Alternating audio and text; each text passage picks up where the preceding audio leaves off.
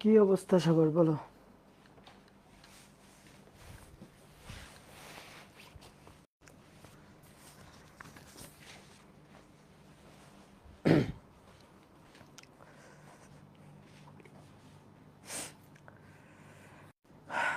তো dear student, সবাইকে শুভেচ্ছা জানাচ্ছি আজকের ক্লাসে।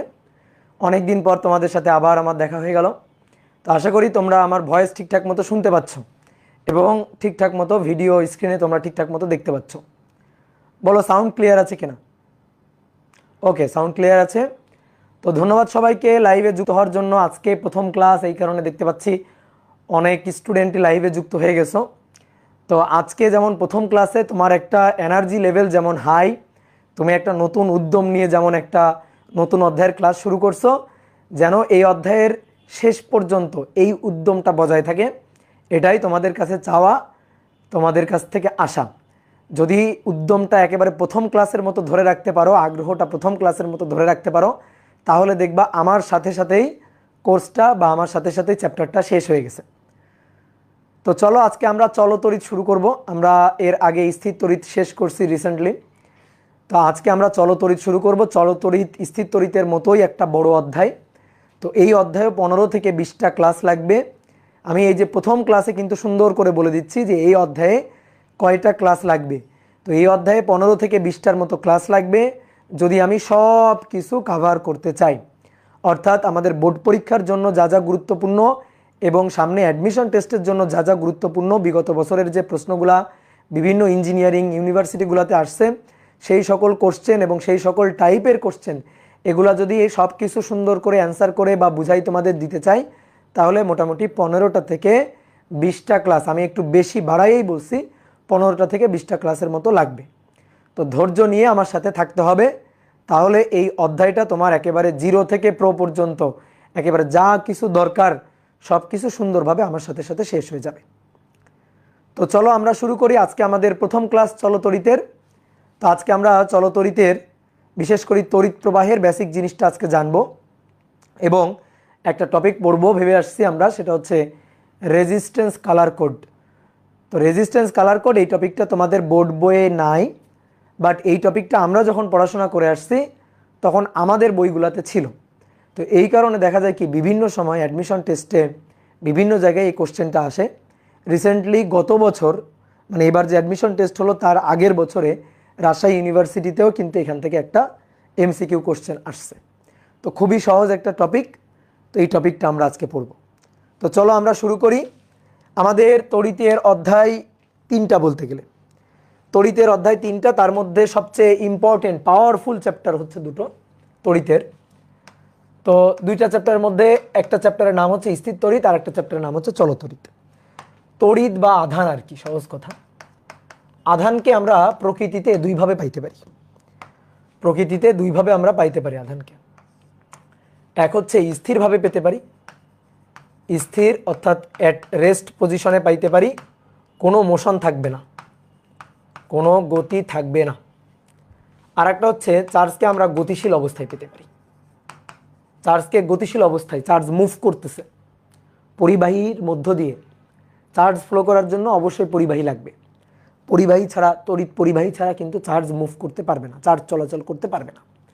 তো তড়িৎ পরিবাহী কোনো বস্তুর মধ্য দিয়ে চার্জ যখন এক স্থান থেকে অন্য স্থানে গমন করবে তখন সেই চার্জ হচ্ছে গতিশীল চার্জ। তাহলে গতিশীল চার্জের মোশন থাকবে। তাহলে যদি চার্জ ইন মোশনে থাকে তাহলে সেই চার্জ ঘিরে যে আলোচনা সেটাই হচ্ছে চলতড়িৎ বা কারেন্ট ইলেকট্রিসিটি। চলতড়িৎ বা কারেন্ট ইলেকট্রিসিটি, এটাই হচ্ছে আমাদের থার্ড চ্যাপ্টার, মানে আজকে আমরা যে চ্যাপ্টারটা শুরু করতে যাচ্ছি। ঠিক আছে। আর চার্জ যদি স্থির থাকে তাহলে সেই চার্জ ঘিরে যে আলোচনা সেটা হচ্ছে স্থির তড়িৎ, যেটা অলরেডি আমরা পড়ে আসছি। স্থির তড়িৎ বা স্ট্যাটিক ইলেকট্রিসিটি, স্ট্যাটিক ইলেকট্রিসিটি যেটা আমরা পড়ে আসছি সেকেন্ড চ্যাপ্টার। স্থির চার্জ, চার্জ স্থির আছে সেইটা ঘিরে যত আলোচনা, অর্থাৎ একটা স্থির চার্জের তড়িৎ ক্ষেত্র, তড়িৎ ক্ষেত্রের ক্ষেত্র প্রাবল্য, তারপরে তড়িৎ ক্ষেত্রের মধ্যে কোনো বিন্দুতে বিভব এবং বিভিন্ন ধরনের চার্জ, বিভিন্ন ধরনের স্থির charge, line charge, surface charge, তার জন্য প্রাবল্য, তার জন্য বিভব, তড়িৎ দ্বিমেরু, তার জন্য বিভব, তার জন্য প্রাবল্য, গাউসের সূত্র, এই সব কিছু আমরা এখানে পড়ে আসছি। তাহলে এই অধ্যায় আমাদের ডান, এই অধ্যায় আমাদের ডান হয়ে গেছে। তাহলে এখন এই অধ্যায়টা আমাদের চলবে। তাহলে এখন আমরা দেখব যে চার্জ তড়িৎ পরিবাহী কোনো একটা তারের মধ্য দিয়ে বা তড়িৎ পরিবাহী কোনো বস্তুর মধ্য দিয়ে চার্জ চলাচল করতেছে, চার্জ মুভ করতেছে। তো চার্জ যখন মুভ করবে তখন সেইটা চলতড়িতের অন্তর্ভুক্ত হবে, সেইটা আর আমরা স্থির তড়িতে আলোচনা করব না। ওকে, তো চলো তাহলে প্রথমে আমরা জানি যে তড়িৎ প্রবাহ কি জিনিস। তড়িৎ প্রবাহ বা কারেন্ট, কারেন্ট কি জিনিস? চার্জ কোনো না কোনো তড়িৎ পরিবাহীর মধ্য দিয়ে মুভ করতে হবে। ধরো একটা তড়িৎ পরিবাহী তার, এটা হচ্ছে একটা তড়িৎ পরিবাহী তার। এই তড়িৎ পরিবাহী তারের মধ্য দিয়ে চার্জ ফ্লো করবে, চার্জ মুভ করবে। তো চার্জ মুভ করা মানে কি? ইলেকট্রন মুভ করা। চার্জ ইলেকট্রন বা ইলেকট্রনের চার্জের সমপরিমাণ ধনাত্মক চার্জ, এটা মুভ করতে পারবে। ধরো এই তড়িৎ পরিবাহী তারের মধ্য দিয়ে মুভ করতেছে, তাহলে ইলেকট্রন বা চার্জ মুভ করতেছে এখান থেকে, ঠিক আছে, এগুলো চার্জ মুভ করতেছে। তো কোনো একটা পরিবাহীর মধ্য দিয়ে, ধরো এটা একটা তড়িৎ পরিবাহী তার, তড়িৎ পরিবাহী, এই তড়িৎ পরিবাহীর মধ্য দিয়ে ধরো এই ডিরেকশনে, এই ডিরেকশনে ধরো চার্জ মানে ইলেকট্রন মুভ করতেছে, ইলেকট্রন ফ্লো করতেছে। তো ইলেকট্রন যদি টি সময়ে কিউ পরিমাণ চার্জ, টি সময়ে বা বলতে পারো ডেল টি সময়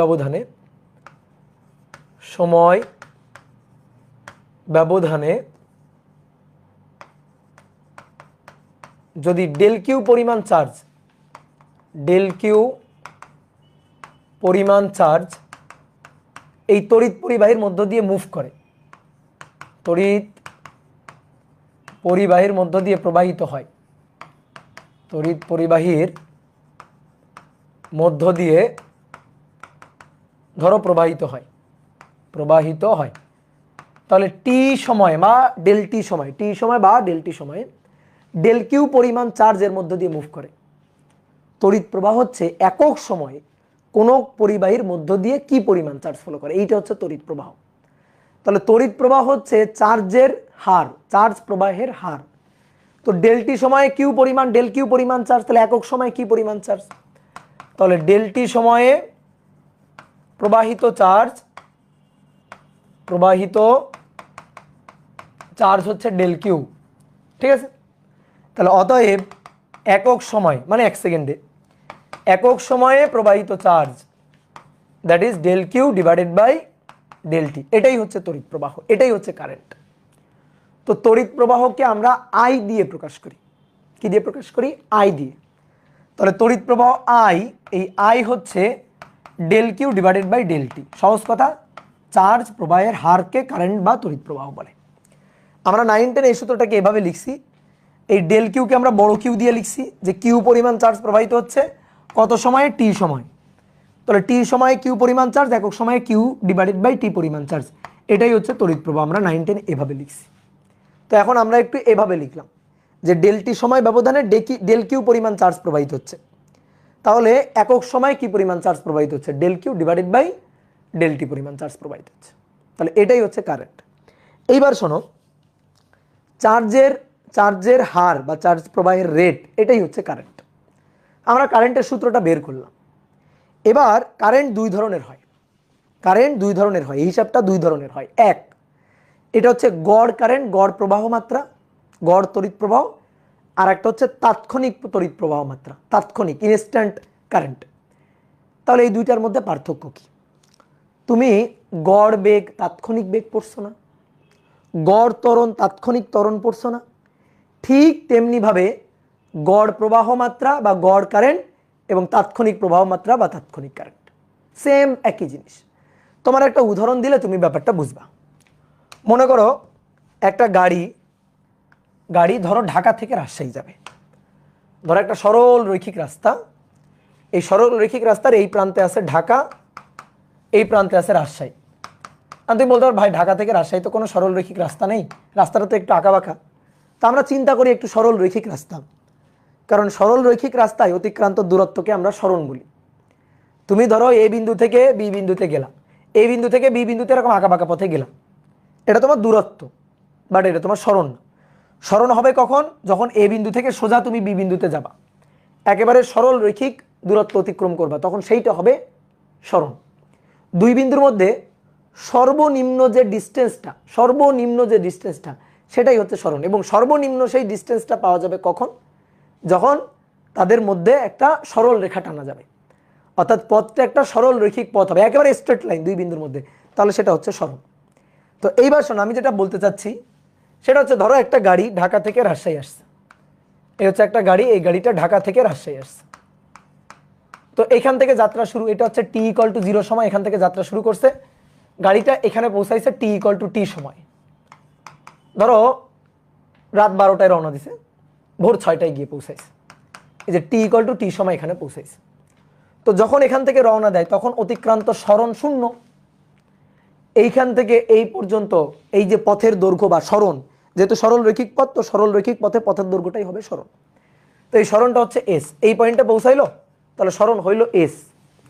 তা আমি চাচ্ছি গাড়ির বেগ বের করতে, তাহলে আমি যদি দেখো এইখান থেকে এই পর্যন্ত যাইতে যে সময় ব্যবধান ∆t, দ্যাট ইজ t-0, এটাই হচ্ছে ∆t, যে ∆t দ্যাট ইজ t-0, আর ∆s, এই ∆s হচ্ছে s-0, কি তাই না? সময় ব্যবধান হচ্ছে ∆t আর অতিক্রান্ত দূরত্ব, তাহলে সেটা হচ্ছে s0 আর s=s, তাহলে এটা থেকে এটা বাদ দিলে পাওয়া যাবে, দ্যাট ইজ ∆s=s, সরণ, টোটাল সরণ। তাহলে আমরা যদি এখন বেগ বের করতে চাই, বেগ হচ্ছে সরণের হার, তো ∆s কে ∆t দিয়ে ভাগ দিলাম, অর্থাৎ টোটাল অতিক্রান্ত পথকে, টোটাল অতিক্রান্ত যে সরণ সেইটাকে আমি টোটাল সময় ব্যবধান দিয়ে ভাগ দিলাম, তাহলে আমি হ্যাঁ অবশ্যই বেগ পাবো, কিন্তু সেই বেগটা হবে গড় বেগ। সেই বেগটা কি হবে? গড় বেগ হবে, অ্যাভারেজ ভেলোসিটি হবে, এটা ভি অ্যাভারেজ হবে। কি হবে সেটা? গড় বেগ হবে। তাহলে টোটাল সরণকে টোটাল সময় ব্যবধান দিয়ে ভাগ দিলে আমরা যেটা পাই সেটা হচ্ছে গড় বেগ। চিন্তা করো তো, তুমি গাড়িতে করে আসছো ঢাকা থেকে রাজশাহীতে, তুমি কি গাড়িটাকে সবসময় একই বেগেই চলতে দেখছো? এইখান থেকে আমি একটা বেগের কিন্তু একটা ফিক্সড মান পাবো। ধরো ঢাকা থেকে রাজশাহীর দূরত্ব, ধরো সে এটা হচ্ছে 500 কিলোমিটার, তাহলে উপরে হচ্ছে 500 কিলোমিটার বিয়োগ 0, মানে এস এর মান 500, আর নিচে সময় লাগছে ধরো 5 ঘন্টা সময় লাগছে, তাহলে নিচে হচ্ছে 5 আওয়ার, তাহলে উপরে কিলোমিটার, নিচে হচ্ছে আওয়ার, তাহলে গাড়ির যে বেগটা সেটা হচ্ছে 100 কিলোমিটার পার আওয়ার। এই যে গাড়ির বেগটা বের করলাম, এই যে বেগটা, গাড়ির এই যে বেগটা, এটা হচ্ছে অ্যাভারেজ বেগ, গড় বেগ। গাড়ি কিন্তু সবসময় এই বেগে চলে নাই। গাড়ি যখন মনে করো কল্যাণপুর থেকে টেকনিক্যাল তারপরে সাভার পর্যন্ত, এটা ঢাকা শহরের মধ্যে একটু জ্যাম ছিল, তখন গাড়ি কিন্তু খুব ধীরে ধীরে ধীরে ধীরে চলছে, জ্যামের মধ্যে গাড়ি কিন্তু দ্রুত চলতে পারে নাই, তখন কিন্তু গাড়ির বেগটা কম ছিল। এরপরে এই যে সিরাজগঞ্জ পার হওয়ার পরে একটা ফুড ভিলেজে, ওইখানে গাড়ি কিন্তু 20 মিনিট থামে, ওই 20 মিনিটে গাড়ির বেগ কিন্তু 0, গাড়ির কোনো বেগই নাই ওই 20 মিনিটে। এরপরে ধরো সিরাজগঞ্জ পার হওয়ার পরে, নাটোর পার হওয়ার পরে ফাঁকা রাস্তা, অনেক জোরে ড্রাইভার টানছে, তখন গাড়ির বেগ 130 kilometre per hour, 120 kilometre per hour উঠাই দিছে। তাহলে তুমি দেখো তো গাড়িটা কি সবসময় একই বেগে চলছে? একই বেগে চলে নাই। ঢাকা থেকে রাজশাহীর এই পুরো পথে গাড়ি কিন্তু এই একই বেগে আসে নাই। তাহলে টোটাল সরণকে তুমি টোটাল সময় দিয়ে ভাগ করলে যেটা পাবা সেটা হচ্ছে গড় মান, কিন্তু প্রকৃতপক্ষে পুরো গাড়িটা কিন্তু এই গড় বেগ নিয়ে চলে নাই। আমি চাইতেছি ধরো রুয়েটের যে গেট, সেই গেট যখন অতিক্রম করছে গাড়িটা, ঠিক ওই মুহূর্তের বেগ আমার দরকার, ঠিক ওই মুহূর্তের। তাহলে ঠিক ওই মুহূর্তের বেগ কি এটা? না, তখন ভোর ভোর হয়ে গেছে, রাস্তা ফাঁকা, রুয়েটের সামনে দিয়ে গাড়িটা আসছে ধরো 130 কিলোমিটার পার আওয়ার বেগে আসছে। তা আমি ওই মুহূর্তের বেগ চাই, যে মুহূর্তে রুয়েট গেটটাকে অতিক্রম করছে ঠিক ওই মুহূর্তের বেগটা আমি চাই। তাহলে সেই বেগটা তো এই বেগটা হবে না, তাই না? তাহলে সেই বেগটা আমি কিভাবে বের করতে পারি? তাহলে সেই বেগটা বের করার জন্য আমার কি করতে হবে? তাৎক্ষণিক বেগের যে হিসাবটা, সেই তাৎক্ষণিক বেগের হিসাবটা করতে হবে। তাৎক্ষণিক বেগের হিসাবটা কেমনে করা যায় জানো? তুমি একটা কাজ করো, রুয়েট গেটের সামনে তোমার একটা বন্ধুকে দাঁড় করায় দাও, তোমার একটা বন্ধুকে দাঁড় করাই দেবা, দাঁড় করাই দিয়ে বলবা যে বন্ধু যখনই গাড়িটা যাবে, যখনই গেটের সামনে দিয়ে গাড়িটা যাবে, তখন তুমি একটা ছবি তুলে ফেলবা মোবাইলে অথবা ক্যামেরাতে, একটা ছবি তুলে ফেলবা। ছবি তুলে ওই ছবি দেখে বেগ পরিমাপ করবা। এবার কথা হচ্ছে কি, ছবি তুলে, ধরো ছবি তুললা, বলো তো ছবি তুলে কি বেগ পরিমাপ করা যাবে? ছবি তুলে না, কারণ ছবিতে যখন তুমি দেখবা তখন দেখবা গাড়িটা রুয়েট গেটের ঠিক সামনে আছে, কিন্তু গাড়িটা স্থির। ঠিক আছে, গাড়িটা ঠিক রুয়েট গেটের সামনে আছে। ধরো এই যে এইখানে ধরো রুয়েট গেট, এটা ধরো রাস্তা, এটা হচ্ছে রাস্তা। তো এইখানে মনে করো রুয়েট গেট। ঠিক আছে, এই জায়গাটা মনে করো রুয়েট গেট। রুয়েট গেটটা কেমন বলে গেলাম কেন? সুয়েট গেটটা এরকম, কুয়েট গেটটা এরকম, কুয়েট, তাই না? রুয়েটের গেটটা কেমন ভুলে গেছি। হ্যাঁ মনে পড়ছে, এই টাইপের এরকম কিছু একটা, এই টাইপের এরকম, ধরো এরকম এরকম মেবি রুয়েট গেটটা। ঠিক আছে, এখানে বড় করে লেখা আছে রুয়েট। আচ্ছা এবার আসো, দেখো পড়ে আসি। তো এই রুয়েট গেটের সামনে দিয়ে গাড়িটা যাচ্ছে। তো যখন রুয়েট গেটের সামনে দিয়ে গাড়িটা যাচ্ছে, ঠিক এই রুয়েট গেটের সামনে, তো তুমি গাড়িটা রুয়েট গেটের সামনে আছে, এখানে আছে, তুমি কি করলা? ছবি তুললা। এই ছবিটা আমার দেখাইতেছো। তো এই ছবিটা যদি আমার দেখাও, আমি গাড়িটারে তো কেমন দেখবো? স্থির দেখবো। আমার কাছে গাড়িটার বেগ আছে বলে তো মনে হবে না। ছবি তোলার পর তো কিন্তু স্থির মনে হবে। এখন দেখো ভাই, বেগ বের করতে গেলে কিন্তু দুইটা বিন্দু লাগবে। বেগ কিন্তু কেউ যদি বলে বেগ হচ্ছে, বেগ ভি হচ্ছে সরণ বাই সময়, এটা ভুল কথা। এটা ভুল কথা। বেগ হচ্ছে উপরে সরণের পরিবর্তন, নিচে সময়ের পরিবর্তন। তা আমরা কিন্তু আগে তাই নিছি। ঠিক আছে, উপরে কিন্তু সরণের পরিবর্তন, নিচে সময়ের পরিবর্তন নিছি বিশাল সময় ব্যবধানে, বিশাল সময় ডেল্টি ব্যবধানে, একেবারে ঢাকা রাজশাহী। তো এবার কথা হচ্ছে কি, রুয়েট গেটের সামনে দিয়ে আমি চাই, তাহলে আমার তো দুইটা বিন্দু লাগবে। দুইটা বিন্দু বেগ বের করতে গেলে আমি দুইটা বিন্দু চাই। তাহলে উপরে ডেল এস, নিচে ডেল টি। তাহলে দুইটা বিন্দু, একটা হচ্ছে S2 minus S1, T2 minus T1। এখান থেকে আমি হিসাব করে বেগটা পাবো। এবার কথা হচ্ছে এই যে দুইটা বিন্দু, ধরো T1 সময় অতিক্রান্ত দূরত্ব S1, T2 সময় অতিক্রান্ত দূরত্ব S2। তো এইটা যদি তুমি ঢাকা এবং রাজশাহী নাও, তাহলে তো বিশাল সময় ব্যবধান, বিশাল সরণ ব্যবধান, বিশাল সরণ ব্যবধানকে বিশাল সময় ব্যবধান দিয়ে ভাগ করলে তুমি তো গড় পাবা, তুমি তো এক্সাক্ট বেগ পাবা না। তাহলে তুমি আমার বলো তো ভাই, কি করলে এক্সাক্ট বেগটা পাওয়া যায়? কি করলে? আমার দুটো বিন্দুই লাগবে, দুটো বিন্দুই লাগে। তাহলে তুমি বলতে পারো ভাই একটা কাজ করছি, আমি ছবি তুলছি, ছবি তুলে একটা বিন্দু পাইছি। আপনি একটা বিন্দু দুইবার নেন, এই একটা বিন্দু দুইবার নেন, দুইবার। এই একটা বিন্দু দুইবার নিলে কি হবে জানো? S মাইনাস এস, টি মাইনাস টি। একটা বিন্দু দুইবার নিলে ব্যবধানই তো থাকবে না, উপরেও হবে জিরো, নিচেও হবে জিরো। 0/0 কি? অনির্ণেয়। 0/0 কি? অনির্ণেয়, তাই না? তাহলে আমাদের কি করতে হবে? দুটো বিন্দু নিতে হবে। ছবি তুললে তো আমি গাড়িটার স্থির দেখবো, তাহলে আমার একটা ভিডিও করতে হবে। ভিডিও কখন করব? ভিডিও করব হচ্ছে যখন গাড়িটা রুয়েট গেট, জাস্ট রুয়েট গেটে ঢোকা শুরু করছে। এই রুয়েট গেট এখানে ঢোকা শুরু করছে আর রুয়েট গেট অতিক্রম করা শেষ করছে, এই যে ঠিক এরকম দুইটা ব্যবধানে নিব। তাহলে এইটা হচ্ছে T1 এর S1, এইটা হচ্ছে T2 সময়ের S2। এইটা যদি নিয়ে আমি যদি বেগ বের করি, তাহলে এইবার কিন্তু আমি মোটামুটি একটা ভালো বেগ পাবো। রুয়েট গেট অতিক্রম করার মুহূর্তে বা ওই সময়ের কাছাকাছি একটা বেগ কিন্তু আমি পাবো। বলো তো ভাই, কি করলে, কি করলে আমি বেগটা একেবারে অ্যাকুরেট বা একেবারে এক্সাক্ট মান পাবো? কি করলে? দুইটা বিন্দু যত কাছাকাছি হবে, দুইটা বিন্দু যত কাছাকাছি হবে, তত কিন্তু বেগের মানটা অ্যাকুরেট বেগ আসবে, তাই না? এবার এই কাছাকাছি কাছাকাছি কাছাকাছি কাছাকাছি কাছাকাছি নিতে নিতে যদি এক বিন্দু দুইবার নিই, এক বিন্দু দুইবার নিই, তাহলে কি ঝামেলা? এক বিন্দু দুইবার নিলে 0/0 চলে আসবে। এক বিন্দু যদি দুইবার নিই, তাহলে তো 0/0 চলে আসবে। যেমন আমরা বেগ বের করতেছি, বেগ মানে সরণের পরিবর্তনের হার, মানে ঢাল। ঢাল বের করতে গেলে দুইটা বিন্দু লাগে। ঢাল বের করতে গেলে কয়টা বিন্দু লাগে? দুইটা বিন্দু। ধরো এই হচ্ছে একটা বক্ররেখা, আমি তোমারে বললাম বক্ররেখার এই পয়েন্টটাতে ঢাল বের করো।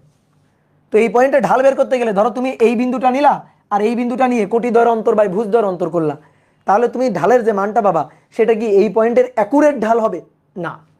তাহলে কি করতে হবে? ওই বিন্দুর খুবই কাছাকাছি একটা বিন্দু নিতে হবে।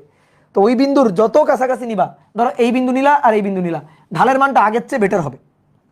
এই বিন্দু নিলা আর এই বিন্দু নিলা, ঢালের মানটা আগের চেয়ে বেটার হবে। এবার দুইটা বিন্দু কাছে নিতে নিতে, ধরো একটা বিন্দু এটা নিলা আর একটা বিন্দু এটা নিলা, এইবার কিন্তু ঢালের মানটা একেবারে এক্স্যাক্ট মানের কাছাকাছি হবে। তো এখন কেউ যদি বলে ভাই আপনি একটা বিন্দু নিয়ে ঢাল বের করেন, দুটো বিন্দু নেওয়ার দরকার নেই, এইটারে এই যে বাকি বিন্দুটারে কাছে আনতে আনতে আনতে আনতে আনতে আনতে এত কাছে আনেন যাতে এক বিন্দু দুইবার নেন, তাহলে কোটিদ্বয়ের অন্তর বাই ভুজদ্বয়ের অন্তর, তখন ঝামেলা কি হবে? কোটিদ্বয়ের অন্তর বাই ভুজদ্বয়ের অন্তর, কোটিদ্বয় যা একটা বিন্দু নিলে, কোটিদ্বয় যা ভুজদ্বয় তাই, তাহলে কোটিদ্বয়ের অন্তর বাই ভুজদ্বয়ের অন্তর, এ তো 0/0 হয়ে যাবে। আর 0/0 কি? অনির্ণেয়। এই 0/0 থেকেই উৎপত্তিকার ডিফারেন্সিয়েশন, তাই না? মনে পড়ে এই 0/0 এর মান বের করার দায়িত্ব কার? ডিফারেন্সিয়েশনের, লিমিটের। তাহলে সেই তো এই কাজটা করে, এখান থেকেই তো ডিফারেন্সিয়েশনের উৎপত্তি যাত্রা শুরু। তো আমি চাইতেছি তাৎক্ষণিক বেগ বের করতে, তাহলে তাৎক্ষণিক বেগ বের করতে গেলে সময় ব্যবধান নিতে হবে। দুইটা বিন্দুর তুমি বেগ বের করবা, স্মরণের পরিবর্তন বা সময়ের পরিবর্তন দিয়েই তুমি বেগ বের করবা, কিন্তু ওই দুইটা বিন্দু নিবা পরস্পরের খুবই কাছাকাছি। কত কাছাকাছি? অনেক কাছাকাছি। কত কাছাকাছি? অনেক অনেক অনেক অনেক অনেক অনেক কাছাকাছি। যত কাছাকাছি নিবা তত ভালো হবে, তত এক্স্যাক্ট মান আসবে। তার মানে কি? সময় ব্যবধানটা হবে শূন্যের কাছাকাছি, সময় ব্যবধানটা হবে শূন্যের কাছাকাছি, ডেলটি হবে শূন্যের কাছাকাছি। তাৎক্ষণিক বেগের ডেফিনিশন কি? সময় ব্যবধান শূন্যের কাছাকাছি হলে গড় বেগের সীমান্তিক মানকে তাৎক্ষণিক বেগ বলে। সীমান্তিক মান মানে কি? Limiting value. তাহলে তখন আমি পাবো তাৎক্ষণিক বেগ। কি পাবো? তাৎক্ষণিক বেগ পাবো। আর এই তাৎক্ষণিক বেগটা হবে V limit del T tends to 0। ওই যে 0/0 এর মানটা বের করার দায়িত্ব তো লিমিটের, তাহলে ডেলটি টেন্ডস টু 0 কার? গড় বেগের, ভি বার। সময় ব্যবধান শূন্যের কাছাকাছি হলে গড় বেগের সীমান্তিক মান, লিমিটিং ভ্যালু, তাকেই তাৎক্ষণিক বেগ বা অ্যাকুরেট বেগ বা এক্স্যাক্ট কোনো পয়েন্টের বেগ বলে। কি কথা বুঝছো? তাহলে এটাকে আরেকটু সুন্দর করে যদি ভেঙে লিখি, তাহলে limit del T tends to 0 V bar del S by del T, del S by del T. তাহলে del S by del T, limit del T tends to 0 del S by del T, তাহলে d S divided by d T, differentiation. কথা বোঝা গেল? এই যে differentiation. তাহলে আমার যদি তাৎক্ষণিক বেগ লাগে, স্মরণের ফাংশনকে ডিফারেন্সিয়েট করে ফেলতে হবে। আমার যদি তাৎক্ষণিক ঢাল লাগে, এক্স্যাক্ট ঢাল লাগে, তাহলে ফাংশনটাকে ডিফারেন্সিয়েট করে ফেলতে হবে, ডিফারেন্সিয়েশন করে ফেলতে হবে। বুঝলা? তাহলে এটা গড়, এটা তাৎক্ষণিক। তা আমি সেই জিনিসটা চাচ্ছি কারেন্টের ক্ষেত্র। ধরো কোনো একটা পরিবাহীর মধ্য দিয়ে চার্জ ফ্লো হচ্ছে, আসো গড় প্রবাহ মাত্রা, গড় প্রবাহ মাত্রা।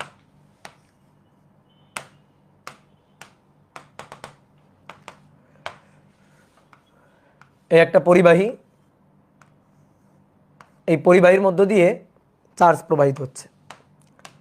চার্জ প্রবাহের রেটটা ধরো সবসময় একই, রেটটা সবসময় একই মানে ধরো 0-তে, টি ইকুয়াল টু 0-তে, এটা T0, তখন চার্জ কিউ বা ছোট কিউ দিয়ে লিখি, ছোট কিউ। তাহলে আমরা একটা ছকের মতো করতে পারি।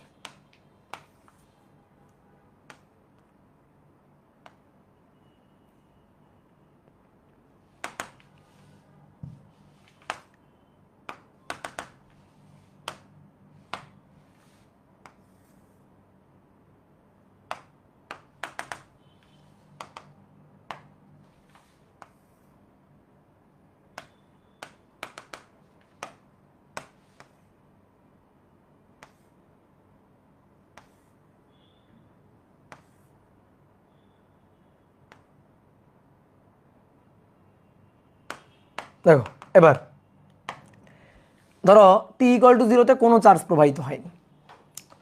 যখন 2 সেকেন্ড হয়েছে, টি ধরো সেকেন্ডে, কিউ হচ্ছে কুলম্বে। যখন মনে করো 2 সেকেন্ড হয়েছে, তখন চার্জ প্রবাহিত হয়েছে ধরো 10 কুলম।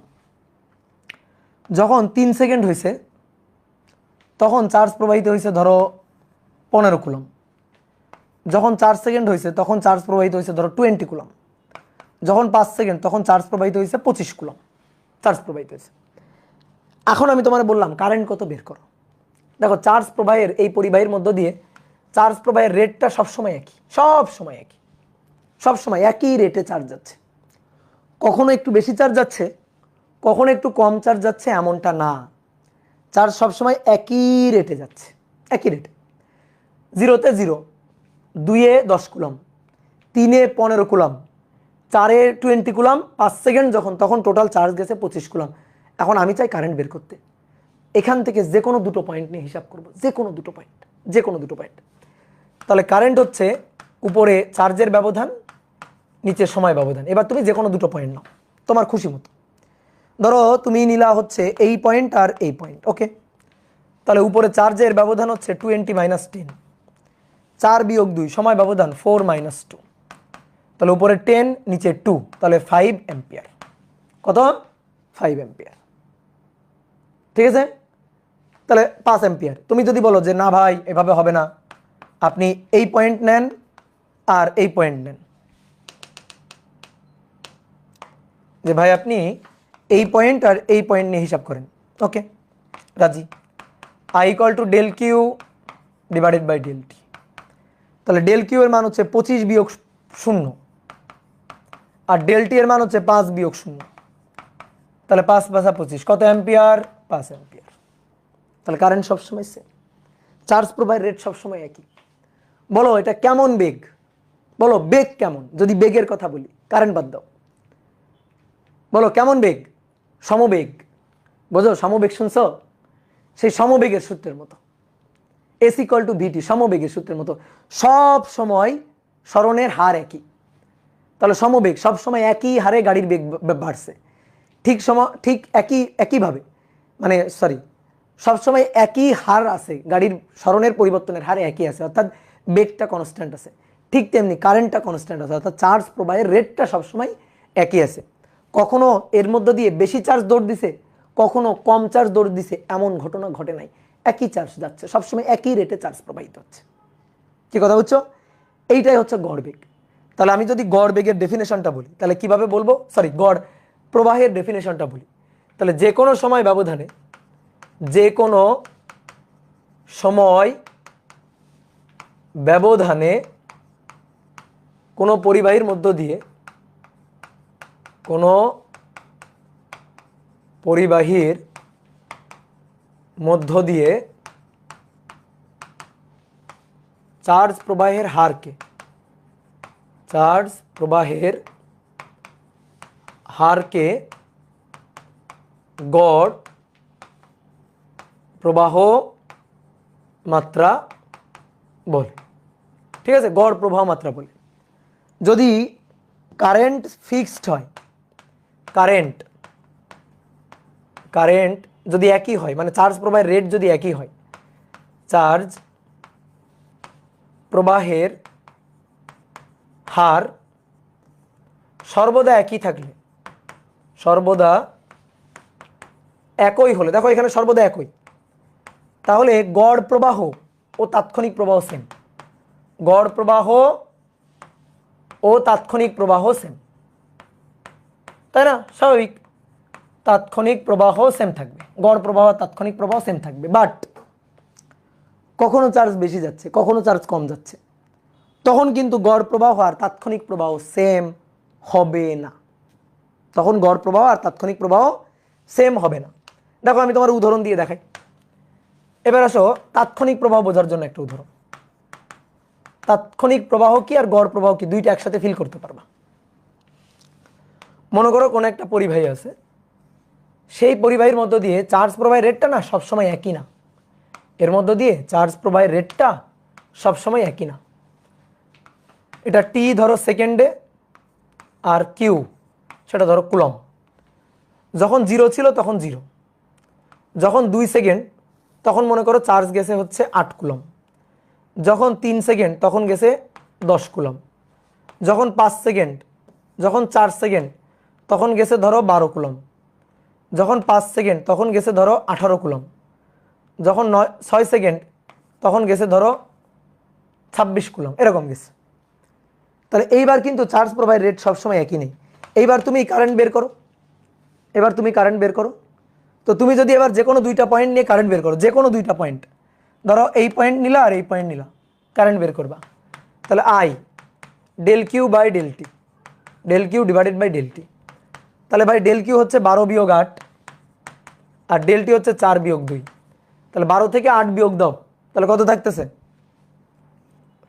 তাহলে 4/2 তাহলে কত অ্যাম্পিয়ার? 2 অ্যাম্পিয়ার হচ্ছে। ঠিক আছে, এইবার আসো, ধরো এই পয়েন্ট আর এই পয়েন্ট নিব, এই পয়েন্ট আর এই পয়েন্টটা নিব। এইবার আমি কারেন্ট বের করব। তাহলে আই হচ্ছে del Q divided by del T. তাহলে ভাই এবার 26 বিয়োগ 8, 26 বিয়োগ 10, 10 আর নিচে হচ্ছে 6 বিয়োগ 3, 6 বিয়োগ 3, তাহলে 26 বিয়োগ 10, 16/3। তো 16/3, এবার কারেন্ট হচ্ছে দেখো 5.33 অ্যাম্পিয়ার। কি কথা বুঝছো? তাহলে কারেন্টের মানটা এবার কি সেম হলো? না, আসলেই তো এর মধ্যে দিয়ে চার্জ কখনো গেছে বেশি, কখনো গেছে কম, সব সময় তো একই না। দেখো প্রথম 1 সেকেন্ডে, প্রথম 1 সেকেন্ড ভালো করে খেয়াল করো, প্রথম 2 সেকেন্ডে, তো প্রথম 2 সেকেন্ডে চার্জ গেছে হচ্ছে 8 কুলম টোটাল। তারপরের 1 সেকেন্ডে চার্জ গেছে মাত্র 2 কুলম। প্রথম 2 সেকেন্ডে 8 কুলম গেছে, পরের 2 থেকে যখন 3 1 সেকেন্ড তখন গেছে হচ্ছে 8 থেকে 10, মাত্র 2 কুলম চার্জ গেছে। তারপরের 1 সেকেন্ডে চার্জ গেছে আরও 2 কুলম। তারপরে যখন 1 সেকেন্ড তখন চার্জ গেছে 12 থেকে 18, 12 থেকে 18, 13, 14, 15, 16, 17, 18, 6 কুলম।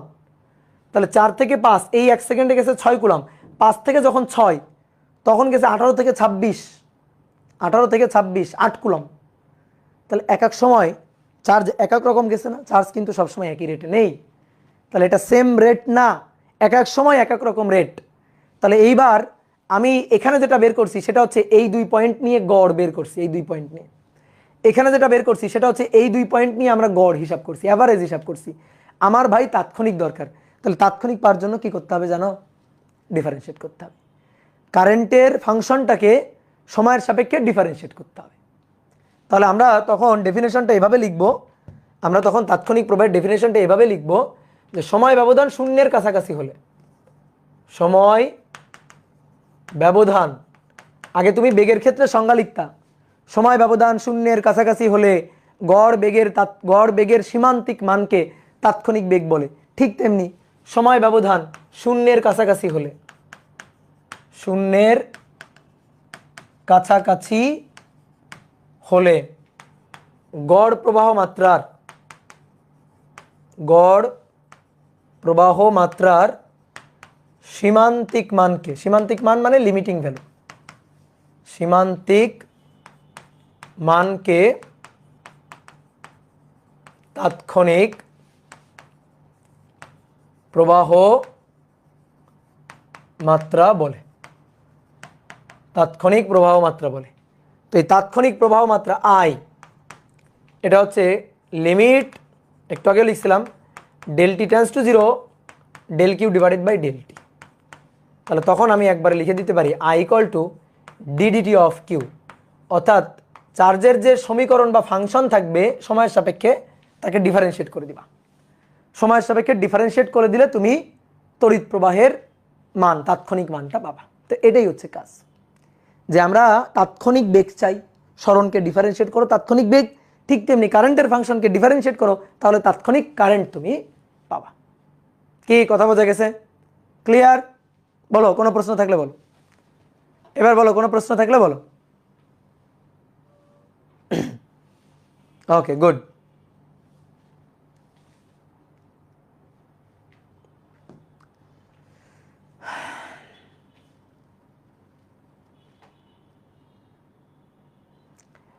দাদা বুধবার রাজশাহী গেলে আপনার সাথে দেখা করা যাবে? হ্যাঁ যাবে, অফিসে চলে আসিও, সকালের দিকে দেখা করতে পারবা। তবে আমার সাথে শুধু দেখা করার জন্য আসতে হবে না, যদি কোনো কাজ থাকে তাহলে আসো, ফাঁকতালে দেখা করে যাই, কিন্তু শুধু দেখা করার জন্য অবশ্যই বাইরের জেলা থেকে কষ্ট করে আসার দরকার নেই।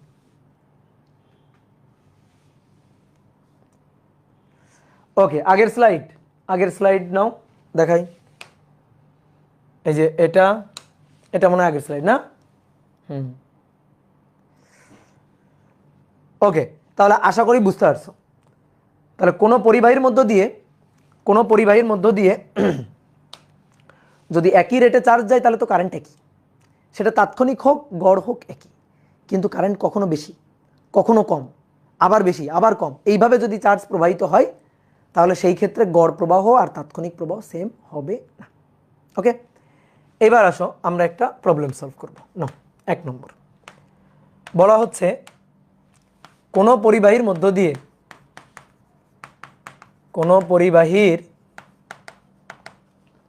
মধ্য দিয়ে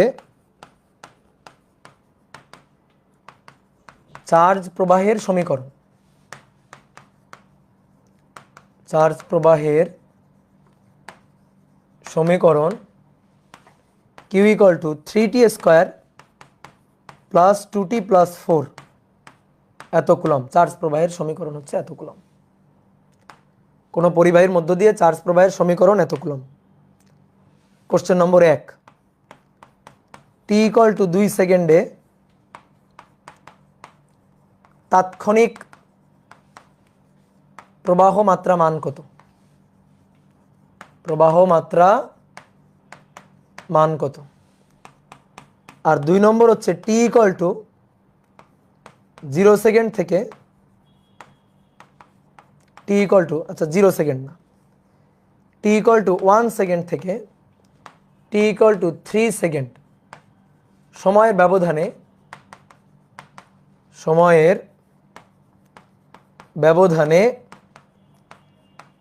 গড় প্রবাহ মাত্রা নির্ণয় করো।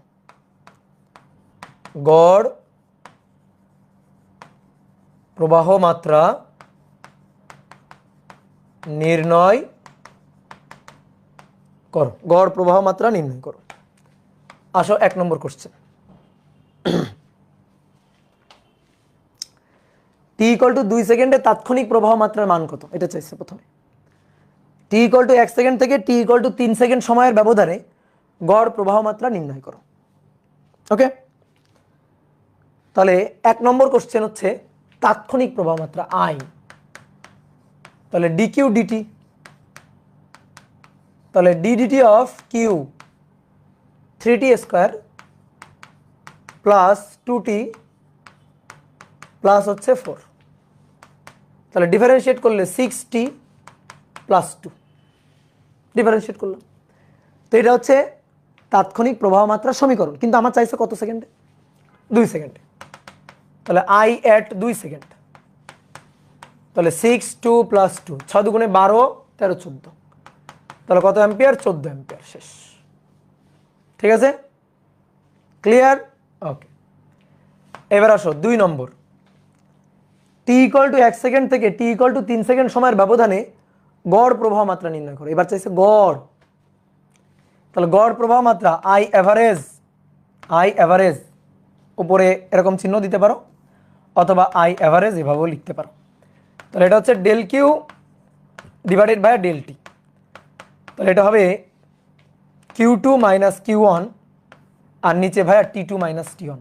সবাই একটু বোর্ডে দেখো, দেখো নিচে T two minus T one, একটা হচ্ছে 3 সেকেন্ড, একটা হচ্ছে 1 সেকেন্ড, তাহলে নিচে 3 বিয়োগ 1। এবার উপরে কিউ এর সমীকরণে, এই যে কিউ এর সমীকরণে টি এর মানটা বসাবো। একবার বসাবো 3 সেকেন্ড, সেটা হবে কিউ টু। একবার বসাবো 1 সেকেন্ড, সেটা হবে কিউ ওয়ান। তাহলে আসো কিউ টু 3 ইন্টু টি এর মান বসাবো 3, তাহলে 3 square plus 2 into 3 plus 4, okay, minus 3 into T equal to 1 second, তাহলে 3 into 1 square plus 2 into 1 plus হচ্ছে 4।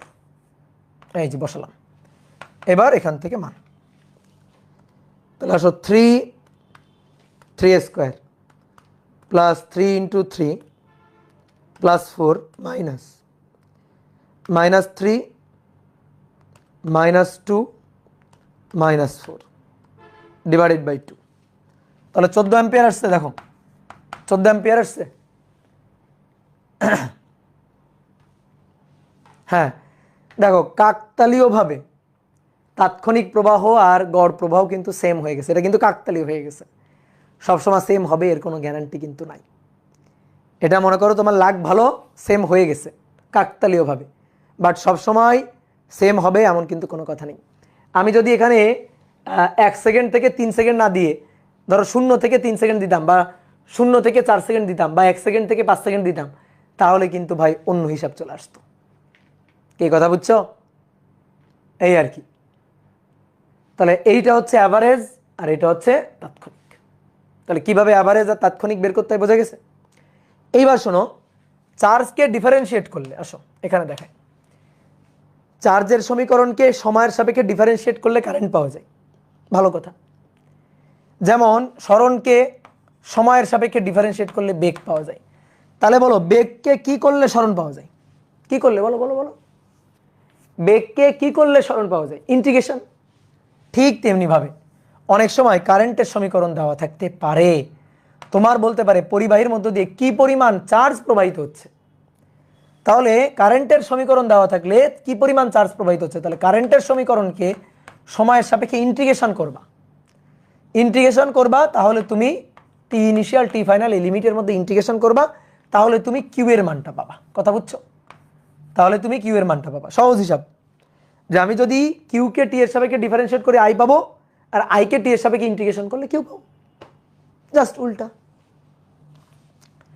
তাহলে চলো তো দেখি, বলা হচ্ছে 2 নম্বর,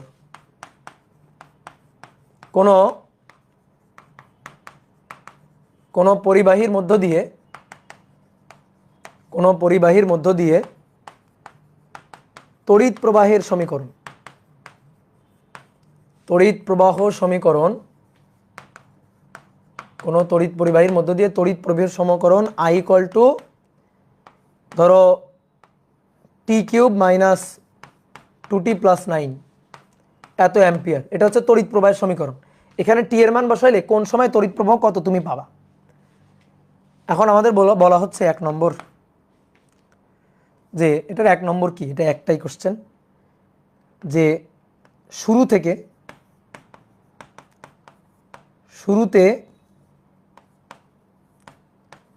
চার্জ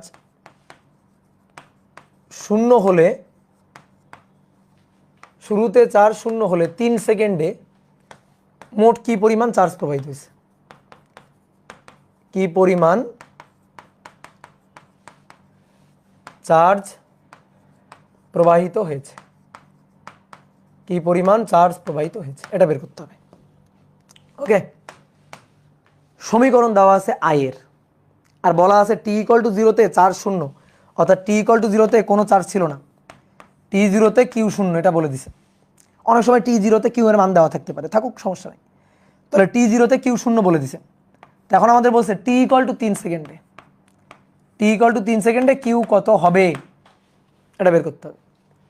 ওকে, তাহলে দেখো I equal to D Q D T, ঠিক আছে?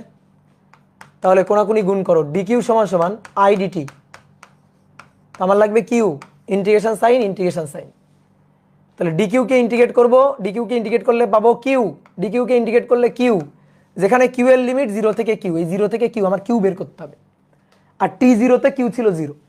কি কথা বুঝছো? ক্লিয়ার? তুমি যদি একবারে বলো ভাই আমি একবার এইভাবে করি যে টোটাল চার্জ কিউ সমান সমান ইন্টিগ্রেশন আই ডিটি, হ্যাঁ হবে, তাহলে ওই যে টি 0-তে কিউ 0 এটা তুমি ধরে নিয়ে করলা, কিন্তু আমার তো এখানে গিভেন যদি আমার টি 0-তে ধরো টি 0-তে বলতো চার্জ প্রবাহিত হয়েছে 5 কুলম্ব, তখন কিন্তু এভাবে করলে হইতো না, এভাবে করলে তুমি কিন্তু মান পাইতে না। এভাবে করলে যেটা পাওয়া যায় সেটা হচ্ছে ডেল কিউটা পাওয়া যায়, ডেল কিউ। তো ডেল কিউ বের করার পরে লাস্টে গিয়ে যে ডেল কিউ এটা সমান সমান Q2 মাইনাস Q1, তো তোমার Q1 দেওয়া থাকতো, তুমি Q2 বের করে নিতা। কি কথা বুঝছো? তাহলে আমি যেভাবে করেছি এভাবে করবে, এটা বেটার। তাহলে এটার সমান সমান আই হচ্ছে টি কিউব মাইনাস 2t প্লাস 9 এত ইন্টু ডিটি, এর ইন্টিগ্রেশন 0 থেকে 3 সেকেন্ড, তাহলে Q minus 0, so Q minus 0 Q. এবার আসে এটাকে ইন্টিগ্রেশন করব, তাহলে T to the power 4/4 integration minus 2 T square divided by 2 plus 9t। এবার লিমিট বসাবা 0 থেকে 3 সেকেন্ড বসাই দিবা, তাহলে তো কিউ ইকুয়াল টু এখান থেকে মান বসাই দিবা, ঠিক আছে? তো আমি একবারে ক্যালকুলেটারে করতেছি, ক্যালকুলেটার পারো তো, x cube minus 2x plus 9, নিচে 0 উপরে 3, তাহলে এটা হচ্ছে 153/4 38.25 কুলম্ব। এই পরিমাণ চার্জ শুরু থেকে 3 সেকেন্ড পর্যন্ত এই পরিবাহীর মধ্যে দিয়ে প্রবাহিত হয়েছে। কি কথা ক্লিয়ার? বোঝা গেছে? গুড।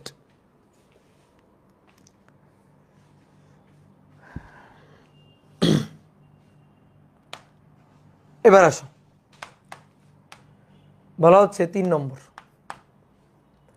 বলা হচ্ছে কোনো পরিবাহীর মধ্য দিয়ে চার্জ প্রবাহের সমীকরণ, কোনো পরিবাহীর মধ্য দিয়ে তড়িৎ প্রবাহ সমীকরণ, তড়িৎ প্রবাহ সমীকরণ I equal to 3 e to the power minus 2t ampere, e to the power minus 2t ampere,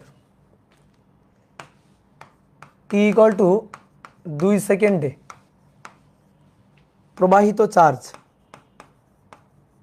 প্রবাহিত চার্জ 1 কুলম হলে t equal to 5 সেকেন্ডে মোট প্রবাহিত চার্জ কত, মোট চার্জ কত, মোট প্রবাহিত চার্জ কত, এটা বের করতে হবে। বলো পারবা কিনা, বলো পারবা? পারা উচিত, আগেরটা পারলে এটাও পারা উচিত। তাহলে I equal to dq dt, আয়ের সমীকরণ দেওয়া আছে, কিউ চাইছে, তাহলে আবার আগের বারের মতো dq সমান সমান I dt ইন্টিগ্রেশন ইন্টিগ্রেশন। তাহলে dq কে ইন্টিগ্রেট করতে হবে, তো dq কে ইন্টিগ্রেট করলে কিউ যার lower limit t equal to 2 সেকেন্ডে চার্জ ছিল 1 কুলম, 1, আপার লিমিট কিউ, এটা আমরা বের করতে চাই।